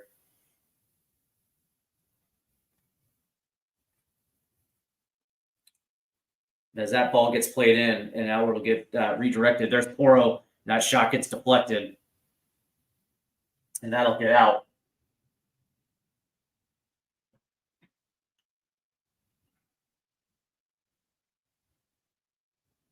So Brendan Johnson comes off the pitch and Bergvall comes on. Vicario is the only one who's deserved credit so far. Yeah, Vicario, don't get me wrong. I mean, that goal Evan Nielsen scored on, it looked like Vicario took a bad path to it, but ever since that goal, he stood tall. So the question is who who moves out left now? Is that ball will be played in? Here's Pap Sarr now. Oh, there you go. So so Odegaard's on. Good. I didn't see that for BJ and Polina. Okay, fair enough. As that ball gets played in, as Bergvall tried to keep it in, but that ball gets out. Yeah, so there you go. I'm glad that Johnson is off. Odegaard gives them a little bit more dimension down that left-hand side. And it's no disrespect to Brendan Johnson. Brendan, had a nice little run there, scoring a couple goals in the first couple matches. But that being said, man, he was essentially useless today. That's a nice little tip right there. As Richie will hold possession. And that one gets out. As Mohamed Kudus tried to play that one forward. That was actually good defense right there by Tuffer. And it'll be Pedro Porro now, who's going to play this one back. Yeah, they should be winning 5-0. Yeah, you know what? But they're not. So if we can manage a draw today, that would be actually a phenomenal result. One thing they can't do is concede. Because we're not coming back 2 down. And as that ball gets picked off right there, looking for Lucas Bergvall. Unreal as that ball gets played forward. Finds Semenyo just a little too heavy right there. As now Vicario will drop this one off. Here's Van de Ven. He's got space to run. That ball's going to get played forward. Tried to find Odebear. It gets tipped off. And there's a whistle. This one's going against Scott right here. As play resumes quickly. As here's Bergvall. And now there's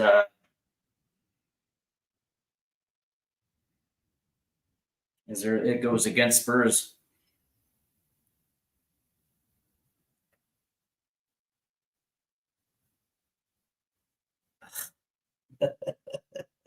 Such a weak call. Yeah, he said, I thought their defense would be a mess after the players they lost. Yeah, but it's always like the next man up type of philosophy. And it goes to show you how, how good Ariola is a coach to have that type of belief. And as that one's taken away, here comes Spurs now on the counter. That ball is going to get played to the left-hand side. Quickly touched and now out. Off of Odebear. God, we can't even break right.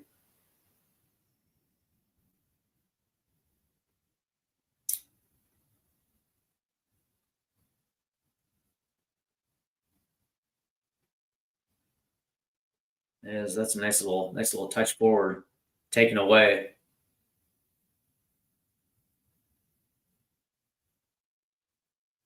And that ball gets taken away from Odebear, but there is a whistle, and that goes against Tyler Adams.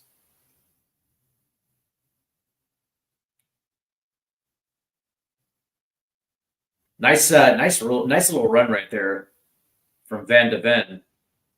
As that ball is going to get played down the right-hand side, it's just a little too far forward, as that will get out. And that's the right, for me at least, that's the right style of attack. Play balls forward, get your best players on the end of things, and let them do what they do best. But, so far this buildup has been lackluster all match long.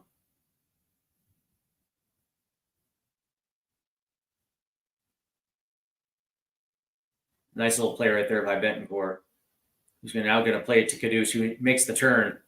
Now it's Pedro Porro down the right-hand side. Porro puts one in, and that's just a little over. That looks like it's going to get over the head of Odebear, but that's what you need to see. More movement down the right-hand side. More balls forward. Take chances. What do you have to lose at this stage? And there's your boy Daniel Levy watching on.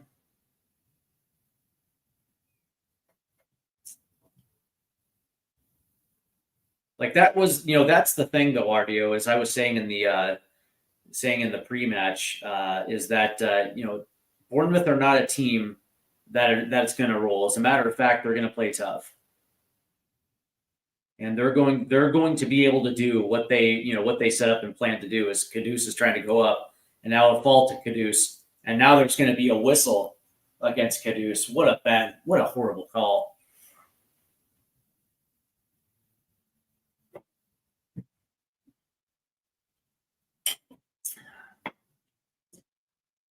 As we look at this one again.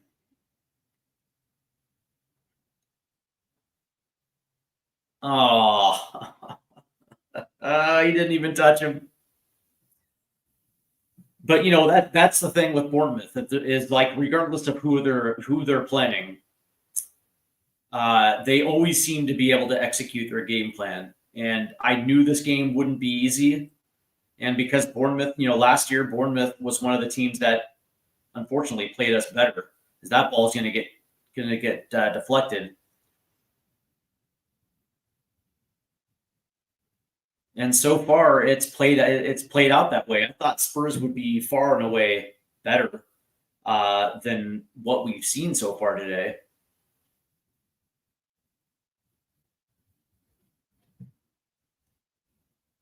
But I figured Bournemouth would get forward, and Bournemouth would make things difficult. But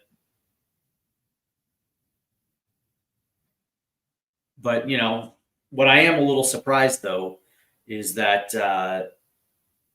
how essentially, I hate to use this term, but I mean how dominating they've been on both ends. Spurs have yet to correct me if I'm wrong, because I think this is true. I don't think we've even put a shot on target yet. Is that ball's going to get pinged in and it'll go out off the Pap Star. But that's absolutely telling. As yet we have still yet, even on the counter or the build-up, to put ourselves in a position as that ball gets pinged in, and now that'll be cleared out. We have yet to work ourselves in a position to actually be goal dangerous. And unfortunately, that's just a testament to how strong they've been. And it looks like Bournemouth will make a change here. It'll be a double swap here as Brooks will come off.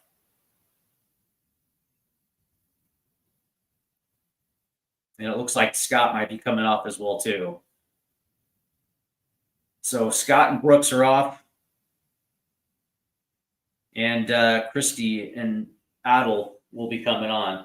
So that's good news. That's good news for Spurs, because Brooks and Scott have actually been really good. As that ball's going to get headed forward.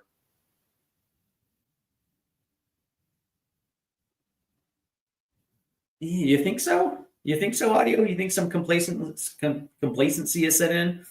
Yeah, what's interesting about it is one thing that we hadn't seen so far this season is Spurs going up against a side that just wouldn't fold. I think Burnley folded after we scored. Burnley easily folded, and to a certain extent, so did City.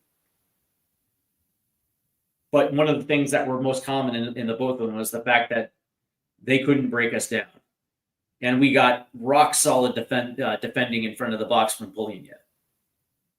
In this one, we've been essentially, been moved through, regardless of where they're doing it, from the back, pinging balls forward, or even centrally working its way through. As now Jet Spence is going to get a booking here. We just haven't seen a team that can, essentially do whatever they want and be a complete thorn. How was that a booking? He gets to the ball first. I just don't understand it. This is some bad officiating.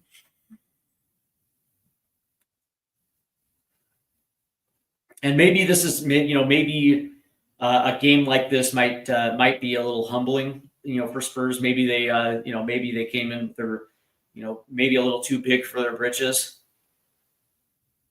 potentially. Whenever we beat City, we usually lose the next game. Okay, well, point well taken. But one of the things that is true with the Premier League is there is no easy out. As that ball will be held in by Bournemouth.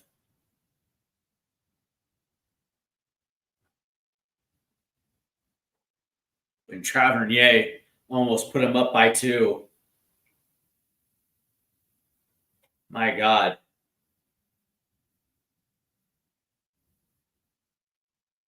As that ball was held in, maybe rushed right there by Vicario, but that was a nice little play.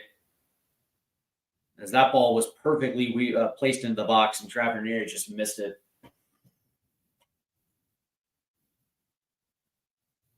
And nobody was there on the backside.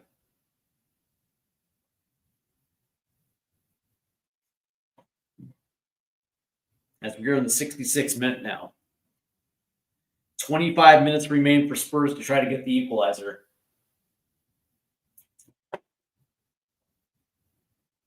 as it'll be a Bournemouth free kick here. Unreal, man. Unreal.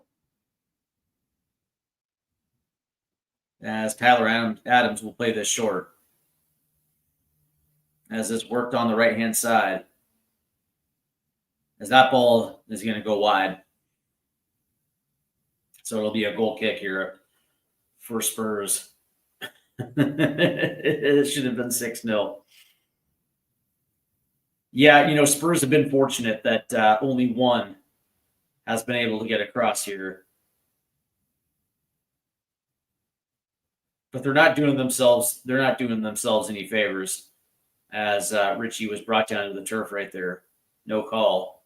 They have not been doing themselves any favors by continuously play out of the back. And here comes Semenyo now. Oh, that ball is taken away. Good defense. As here's Kudus. As that ball gets taken away. There's Vicario. As Vicario will make this quick. As that'll get played to Pedro Porro. And he's got space. Here's Porro. As that ball's going to get played in. Here's Richie. Leaves it off. Here's... Ooh! And it was Bergvall who put one on. That was good movement right there by Spurs. Good ball in right there from Pedro Porro. As Richie played it off to Bergvall, but it was right at the keeper. And it's Kudus. As Kudus will lose it. And now there's a whistle. As looks like Romero got elbowed there. And I think that was Spurs' first shot right there. But again, that's that is something that they have to continue to do, is be a little bit more dangerous from the outside. Play balls in. And it looks like Spurs will make another swap here. And it looks like Destiny Udogie is coming in. And it's good to see Destiny back as play has restarted.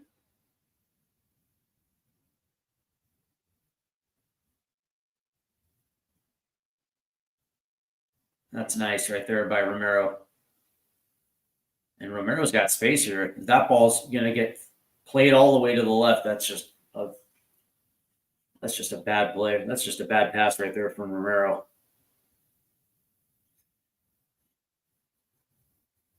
Just ugly. So as we're approaching the 79th minute here, Spurs still trail by 1. But also, like the subtle differences here. The Spurs are not, pressing whatsoever. As there's going to be a whistle there. It seems like Bournemouth has been the side that's been most up for it today. As Pedro Porro will come off now. And here comes Destiny Udogie, which means Jed Spence most likely will swap to the right side now. And it's good to see Udogie back on the pitch.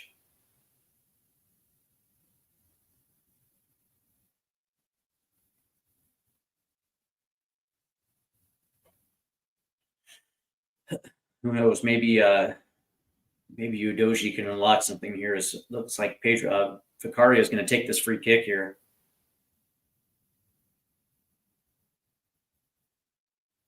As that ball is going to get played to the left-hand side, headed in.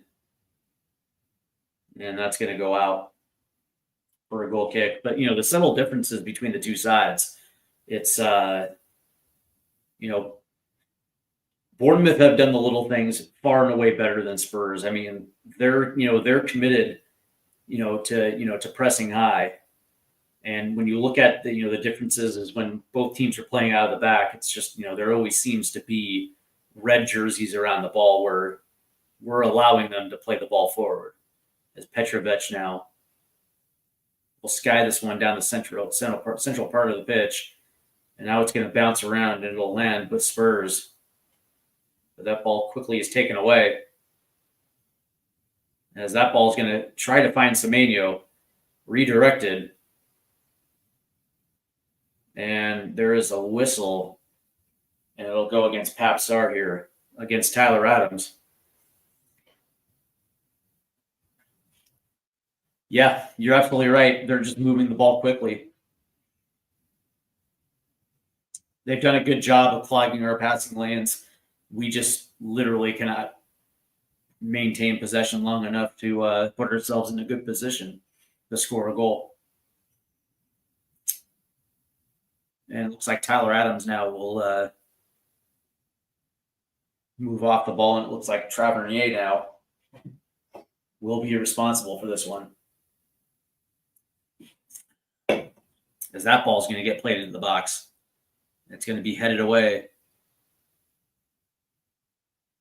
As Udogie last got to it for Spurs, but here comes Bournemouth now. Nice little play by Richarlison to knock it back a little further.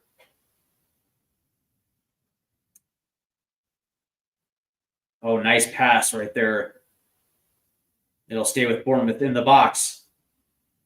Nice defense right there by Van de Ven.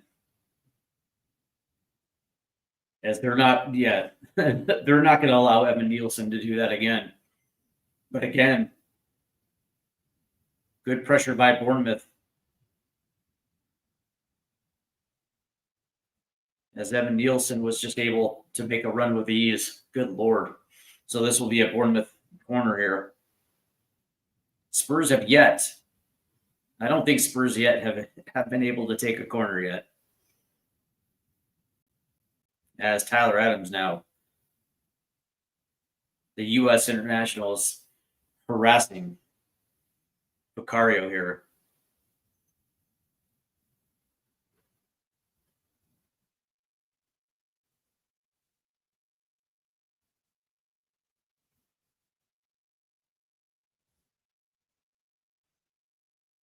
As that ball gets played in, immediately it will be cleared out. As Kudus was trying to get the better of Sensei, or Christie's, excuse me. As that ball is going to get played off of Jed Spence.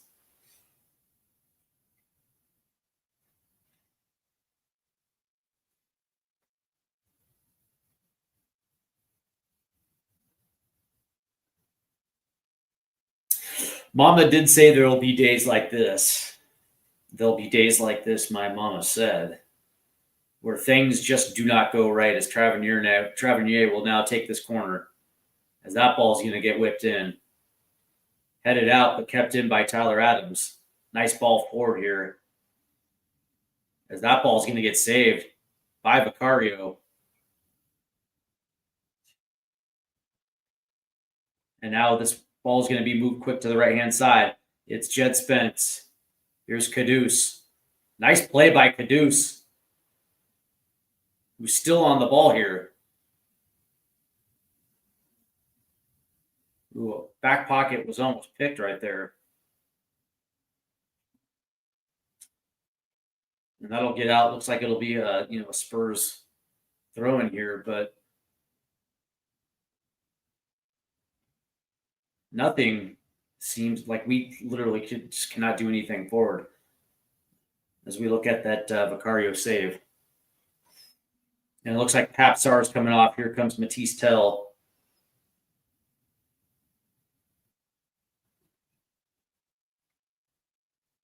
As Thomas Frank is looking to change something. As that ball is going to get whipped in. Back post. Good. Oh. Good goalkeeping right there by Petrovic. And now he's going to play this one forward. And that's just going to get out. More of that, please.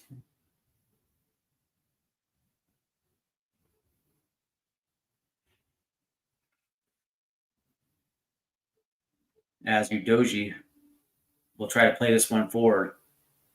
Man, Richarlison's trying to get there.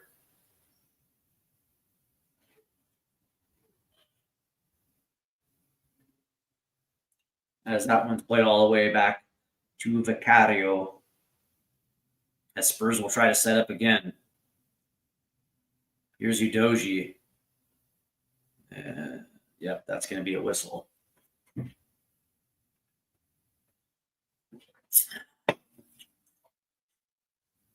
The Cherries have been absolutely brilliant today. Today was supposed to be a good day to go picking cherries, but unfortunately, we've been picked apart.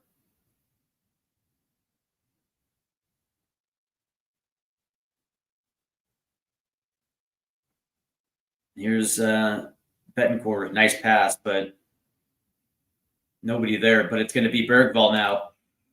Bergvall will play it down the left-hand side.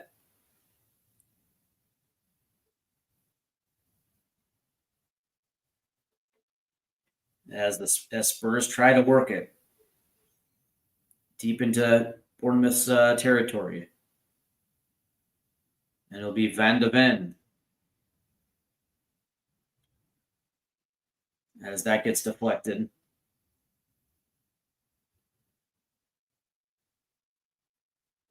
That's a good pass right here. Here's Kudus. As Kudus will try to play one, and that gets deflected. But Spurs will hold it in. Off the left-hand side, ball played in. That gets deflected, shoots!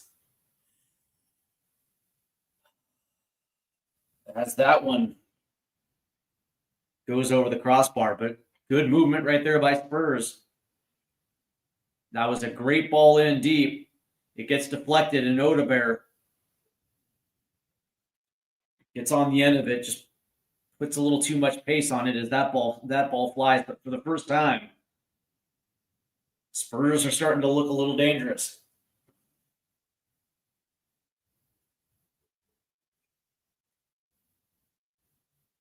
As that ball will come down to Romero. And Romero now is going to play one to the left-hand side. It's going to be Odebear.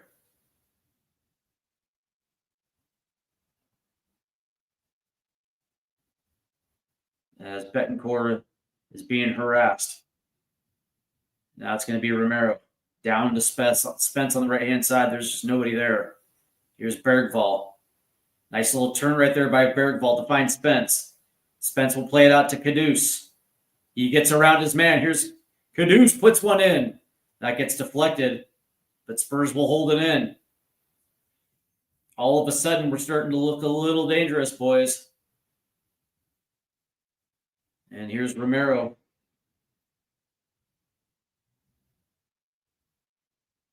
And it'll be Betancourt. Now it'll be Odebear. Trying to cut in. Here's Odebear. Play it in. Richarlison tipped. And now that's going to get played out. But held in again by Spurs. Oh.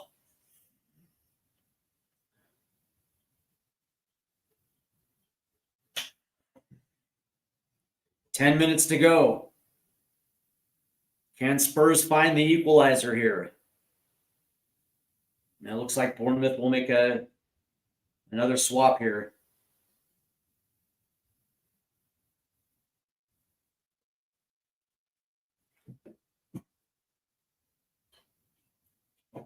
And it looks like Evan Nielsen's coming off, and so is Tavernier.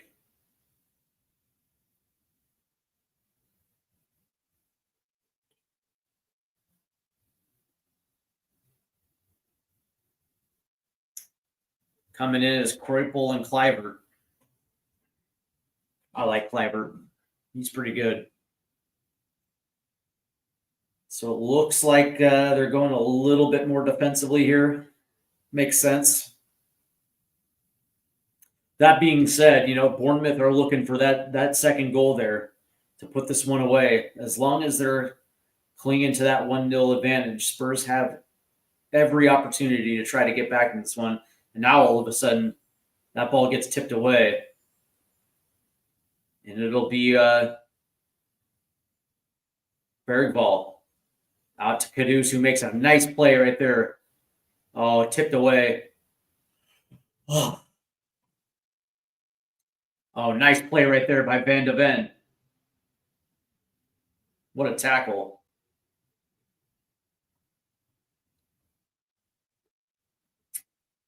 It's Udoji. It's Odebear. Nice run by Odebear. He's got space. Plays it over to Kudus.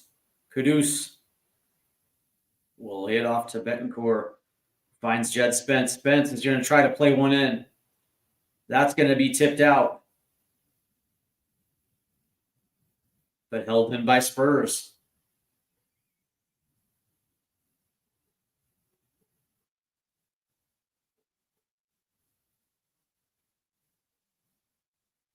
Here's Romero.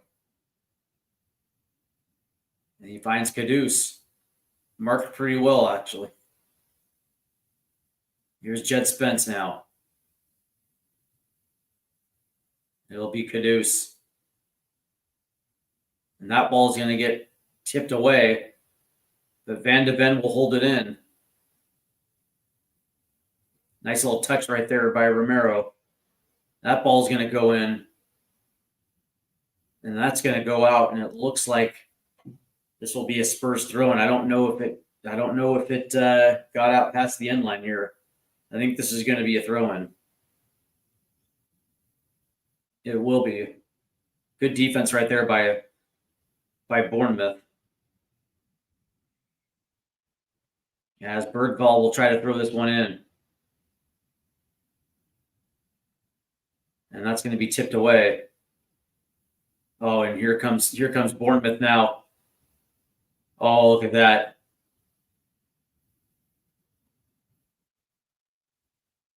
Wonderful play by Odebear to track that one down. Because Semenyo had a break.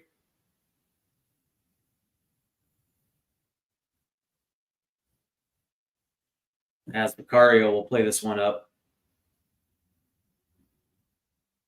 Oh, good pass right there.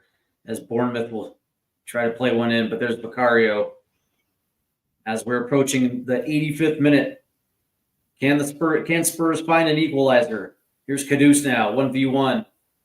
Nice movement by Kudus. Lays it off for Spence.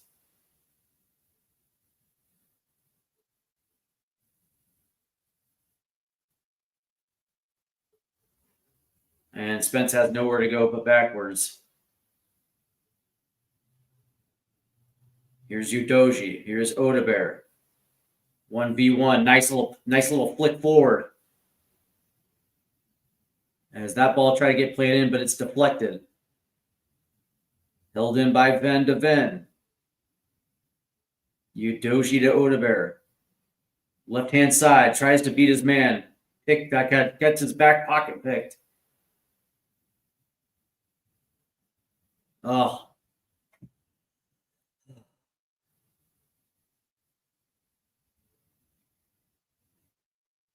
As that ball's taken away. Here comes Spurs now. And it's Spence. Here's Kudus, 1v1. Tries to get around. He does. And that ball is going to get played to the backside. Headed on. Ooh. Kept in. Here's Richarlison. Oh. Good play right there by Petrovic. And he's quickly going to throw this one out.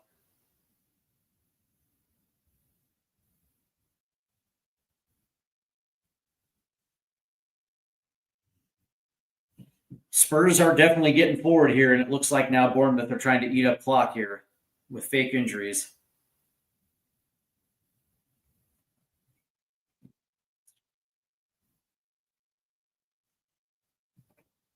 And it looks like Tyler Adams is down. Come on, man. Don't be that American. Don't be that guy who's going to eat up clock. You know it's fake. Come on, Tyler. You're better than that.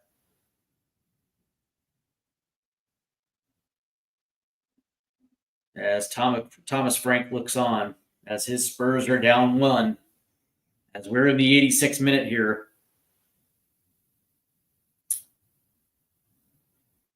And unfortunately, it looks like there are some fans who are headed for the exit now.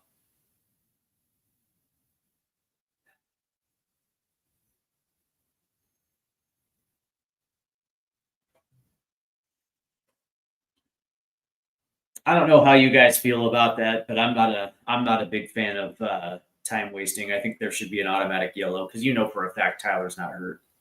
He's gonna get up there, yeah. So he's gonna get up, take a drink, and he'll be back out there. This is clear cut wasting time.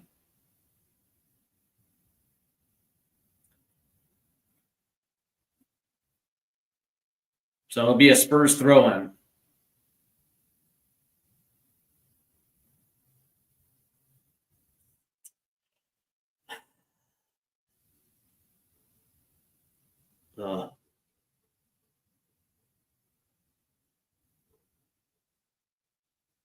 And as that ball gets played forward, headed out.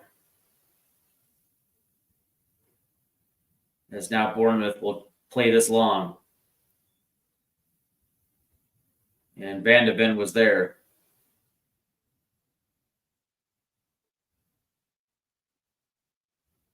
As Van de Ven tries to take it away, and he does. So here come the Spurs now. As they're going to move this down the right-hand side, it's Kudus, and he's got space. Here's Kudus. And that ball will be taken away again. This time, ooh, nice run right there by Bentancur to close it off. And it'll be Bergvall. And Bergvall's going to try to play this to the left-hand side as that's headed up.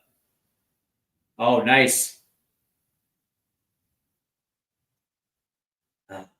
As Odegaard tried to play one into space as that gets redirected. This will be a Spurs throw-in now.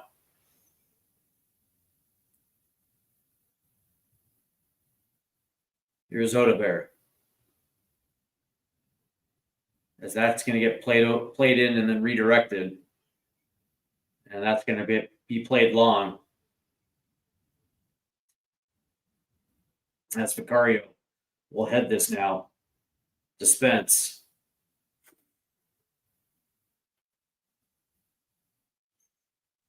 No, it's true. It's true, audio. Frank has never lost to Iriola.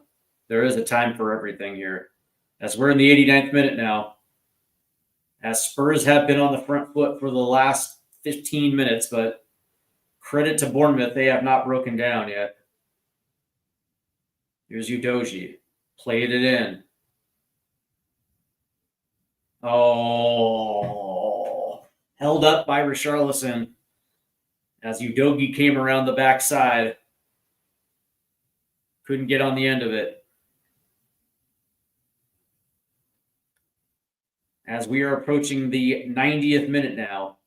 That was a good little through ball right there from Udogie. A nice little give and go right there. That just touch was not there. As that ball is going to get headed back in by Bergvall. But here come Bournemouth now.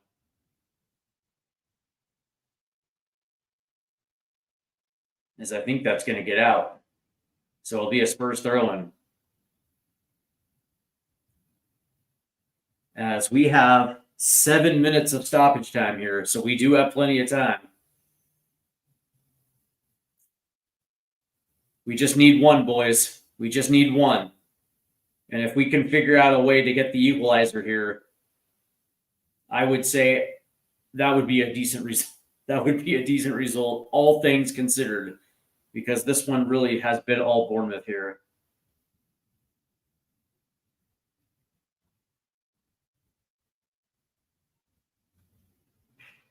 And it just goes to show you what our attacking third looks like, as that ball is going to get played in. Oh, on net. That's Matisse Tell puts one wide. Oh, Matisse. Because that was a good ball in, by the way.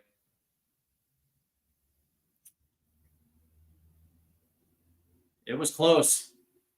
Just put it wide at the post. Oh, tease. You're killing me, but it just goes to show you what how lackluster our attacking three is against a defense that really is just kind of nails. You saw what they tried to do and what they did actually kind of successfully on that right hand side by essentially taking Kudus out of the equation. Especially when you're not getting any production down the other side of the pitch, right? Why do you think a Xavi Simons is a difference maker? Because that probably would have been the X factor, right? When Pap Star is not on his game, when Brendan Johnson's not on his game, it makes things unbelievably tough because that ball's going to get headed up, and that's going to be kept in by Tell. And then there's a whistle. But that being said, it's like imagine if we actually had Xavi in this one, or a Savinho, or a Morgan Rogers on the left hand side. It's vastly different, and Bournemouth is not going to be able to set up on us like that. But that being said, it is what it is. Here's Odegaard now. Here's Bergvall. Oh, look at that's a nice little play. There's Kudus. And there's Petrovic. As Spurs have gotten far better movement here in these last couple minutes. Getting forward. And Bergvall literally was able to walk right into the box untouched. That Spurs will try again. As Jed Spence will play it to Kudus on that right-hand side. Here's Kudus. He's going to try to play one in. That gets redirected. Nice tackle right there by Bergvall.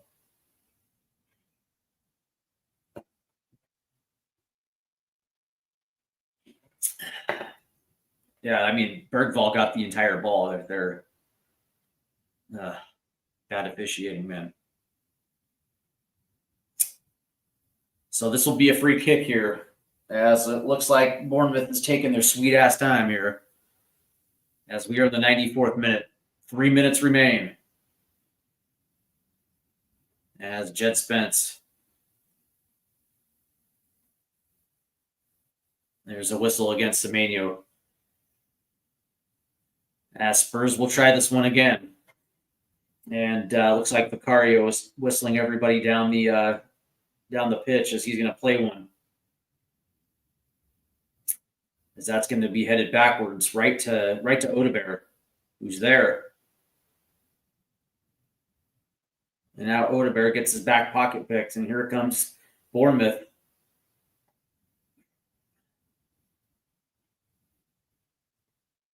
And it's Kudus. 1v1, that's going to get tipped away. That was actually really good defense, and now Kudus is down on the pitch. Now here comes Bournemouth.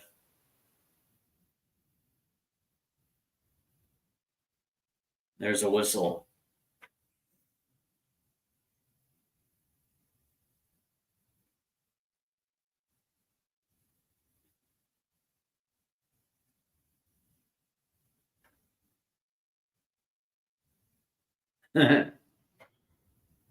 Yeah.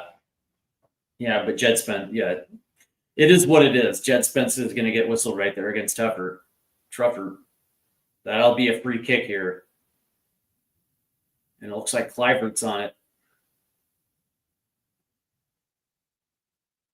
And it's Semenyo. That ball's taken away. And now all of a sudden, they're going to have to play this one long as they try to find Richarlison.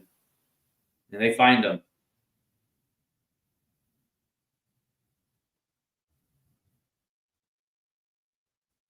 And it's VDV. As we are now approaching minute 96. Can Spurs find that equalizer? And there's a whistle. Spurs have to act quickly here. And it looks like there's going to be a booking here.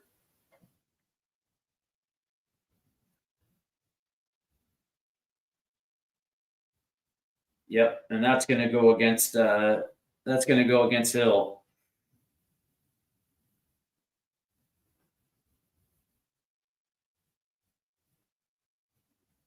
Yeah, it's amazing. It's amazing. He's perfectly healed against Udoji here. And yeah, he clotheslined Udoji, and all of a sudden he grabs his head. Yeah, okay, bud. So that'll go against Hill. As now this will be a free kick as we are approaching the 97th. This might be the last chance for Spurs here. As that ball gets played in. Headed forward to the back post, and it goes wide.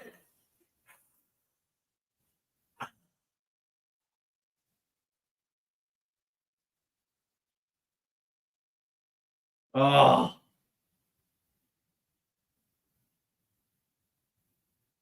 Oh. And it looked like it might have been Udoji right there. Both Betancourt and Udoji went up. As that ball gets played long. And it'll be Betancourt as that goes out. And there it is. The match is over as Bournemouth picks up the 3 points as the early goal by Evan Nelson stands. And it's an absolute heartbreaker because, Spurs were just unable to counter the speed and the athleticism of Bournemouth as, they did everything right today, man. And it's frustrating, right? Because as we saw this team, especially its defensive side against PSG, against Burnley, against City, it just looked like coming into this one that Spurs were going to be the side that were going to be far more compact. We're going to be far better off the ball. We're going to use their pressing to make things uncomfortable for Bournemouth, and it was actually the other way around. Spurs were not pressing high today. They were essentially allowing Bournemouth to get forward with ease. They were the ones that were far more ambitious in the attack, getting runs forward, getting on the end of things, and making this back four work incredibly hard today. Now, granted, they got better. The back four did get better as the match moved along, but they were not able to get forward until the 75th, 85th minute, 75th to 80th minute. And by that point, it was all hands on deck. And of course, they had a couple looks late, but they weren't able to convert right there. And this was just a lost opportunity. So I guess credit Bournemouth because they were the better team today. But this one got away from Spurs, and it's a shame too because they were in the driver's seat. Had they been able to pull this one off or even get a draw, they go into the international break unbeaten. But as it is, Bournemouth picks up the win today, and they get all 3 points. And so now it's going to be an opportunity for Spurs to use this break to get a couple guys healthy, also to acclimate a Xavi Simons or another signing. May it be Morgan Rogers. We don't know yet. But that being said, it's time for Spurs to regroup and get back to what we assume that Spurs can be. But that being said, on some level, I don't necessarily think this should be a surprise considering the way Bournemouth has played against us. Even not just at the Vitality, but also here at N17. They seem to be a thorn in the side of Spurs. And it's just an absolute shame because outside, what's interesting about it is that man for man, talent for talent, Spurs are better. But it all just goes to show you just how important coaching can be because Areola had the perfect game plan against us. And they were the one that were on the front foot. They were more energetic from the get-go. And, it's interesting, right? Because, they essentially marked Brennan Johnson out of it. We're able to mark Pap Sarr out of it. We're able to mark Kudus out of it for large parts of that game. And when we're not getting forward and we're not playing with a sense of urgency, when we're not trying things, you see exactly what happens. And I guess all credit goes to Bournemouth, but this was the one that got away from us, and it got away from us early. Just, not paying attention to the fine detail, allowing Evan Nielsen to literally camp in the channel and then make a run. It's inexcusable. It's an inexcusable loss, and one that should have been avoided. And that's what gets me mad about this. It's not that we lost, it's that we lost not playing our best football. And that, to me, is inexcusable, because there is a expectation. There is a line drawn in the sand where if we're going to lose, okay, fine, but you're going to go out playing your best football. And today, we just didn't see that, and that's what gets me. That's what gets me upset. Audio Artisan says complacency. We beat City, signed Big Xavi, and thought we could phone it in. I don't want to use that term, phone it in, but maybe, just maybe, we came into this one thinking that our britches were bigger than they were. I don't know if that's complacency or if that's just, maybe having an ego, potentially overlooking. Yeah, I guess you can use the word complacency. We didn't see Spurs football today. And I don't want to use the word complacency because it sounds like I'm questioning their heart, but it is what it is. Let's get into the stats here. At the final whistle right here, Spurs controlled the possession battle 62-38, and it even got wider in the second half as we were starting to get forward. XG, Bournemouth 1.45 to Spurs 0.17.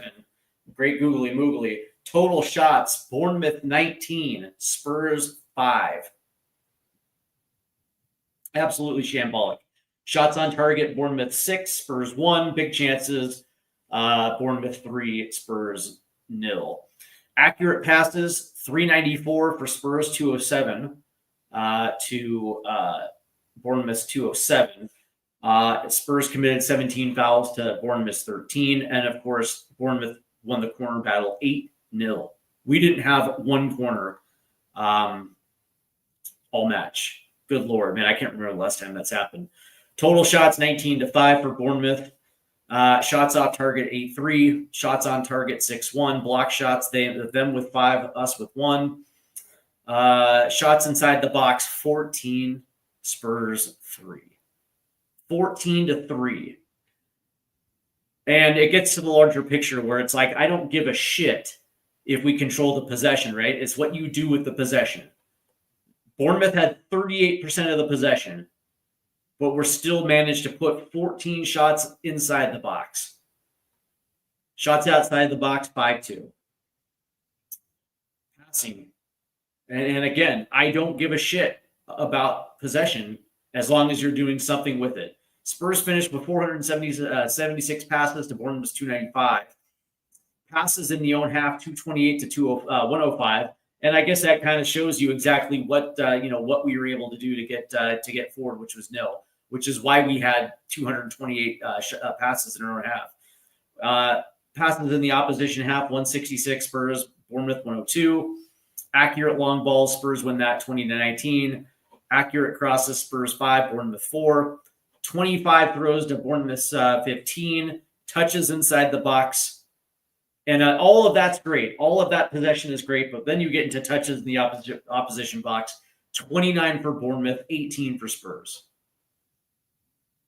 Unreal. Turning to the defensive side of things, tackles 1, Bournemouth 15, Spurs 11. Interceptions, Bournemouth 8, Spurs 3. Clearances were equal at 28. Duels 1, 68 for Bournemouth, 56 for Spurs. Ground duel, 54-41 for Bournemouth, although we did win the aerial battle 15-14.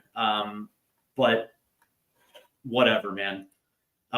This was a lost opportunity. And again, man, when you look at the possession stats, it would seem that Spurs, by and large controlled it. But again, was anybody convinced that we were controlling anything in this match? Absolutely not. Absolutely not. I think audio was right. Throughout the course of this probably should have been a 3 or 4-0 victory for Bournemouth, because they did have very much. They had they had so many chances to extend the lead, but granted, Vicario played pretty well today to keep that at 1. But again, we just had absolutely nothing in the tank going forward, and I think a lot of that has to do with Areola and his ability to set up correctly against us, because they took away our passing lanes. We were absolutely unable to do anything. So let's go ahead and get to the Premier League portion of this one before we get out of here, as we go over who won today. And we'll begin with Chelsea Fulham, as Chelsea did beat Fulham 2-0. Goals in this one from João Pedro and Enzo Fernandez. And of course, Fulham did have a goal taken off. And of course, I would probably assume that killed any momentum that Fulham was able to get in that one. It's a shame, too, because I absolutely hate Chelsea, and I don't like it when Chelsea wins. So, yeah, I was really rooting for Fulham. Everton beats Wolves today 3-2, and so Everton holds on from this one. As Beto scored in the 7th minute and Njai in the 33rd. And He-Chan scored the 21st minute for Wolves. And in the second half, Kiernan Dewsbury Hall scored in the 55th minute to give Everton a 3-1 lead. But Rodrigo Gomez scored in the 79th minute to make it close. But Everton does hold on. And that was in a match where Wolves actually held possession and held the passing accuracy, and actually had 2 more shots than Everton. But Everton took advantage when they needed it, and get the 3 points on the road right there. Very good win for Everton. That one going away to the Molineux and coming back victorious. So I'm actually pleased to see that Everton is actually doing well under David Moyes. So Manchester United holds on 3-2 over Burnley. As this one went to the half, up 1-0. As Manchester United got their first goal, an own goal against Josh Cullen. As we started in the second half, Lyle Foster equalized things for Burnley in the 55th minute, but then Brandon Bemo scores his first United goal in the 57th minute.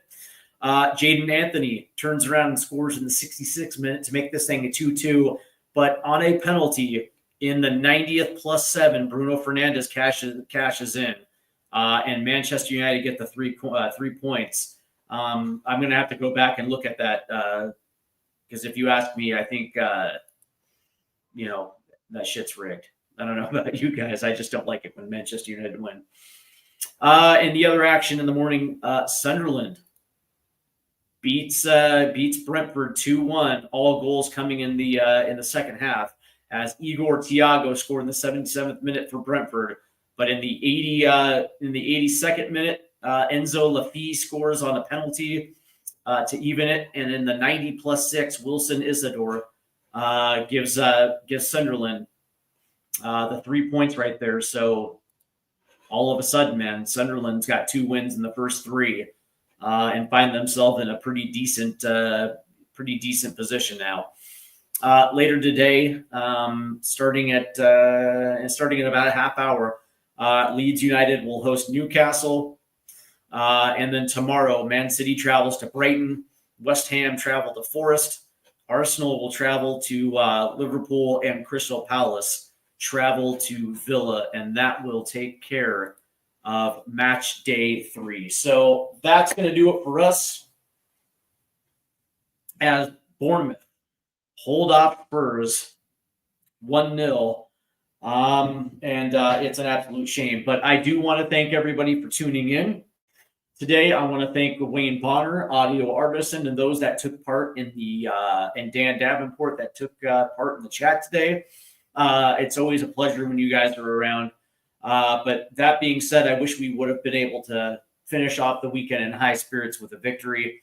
But they couldn't. The momentum did not carry over from the signing of Xavi Simons to the pitch today, as Spurs unfortunately didn't even look one-dimensional.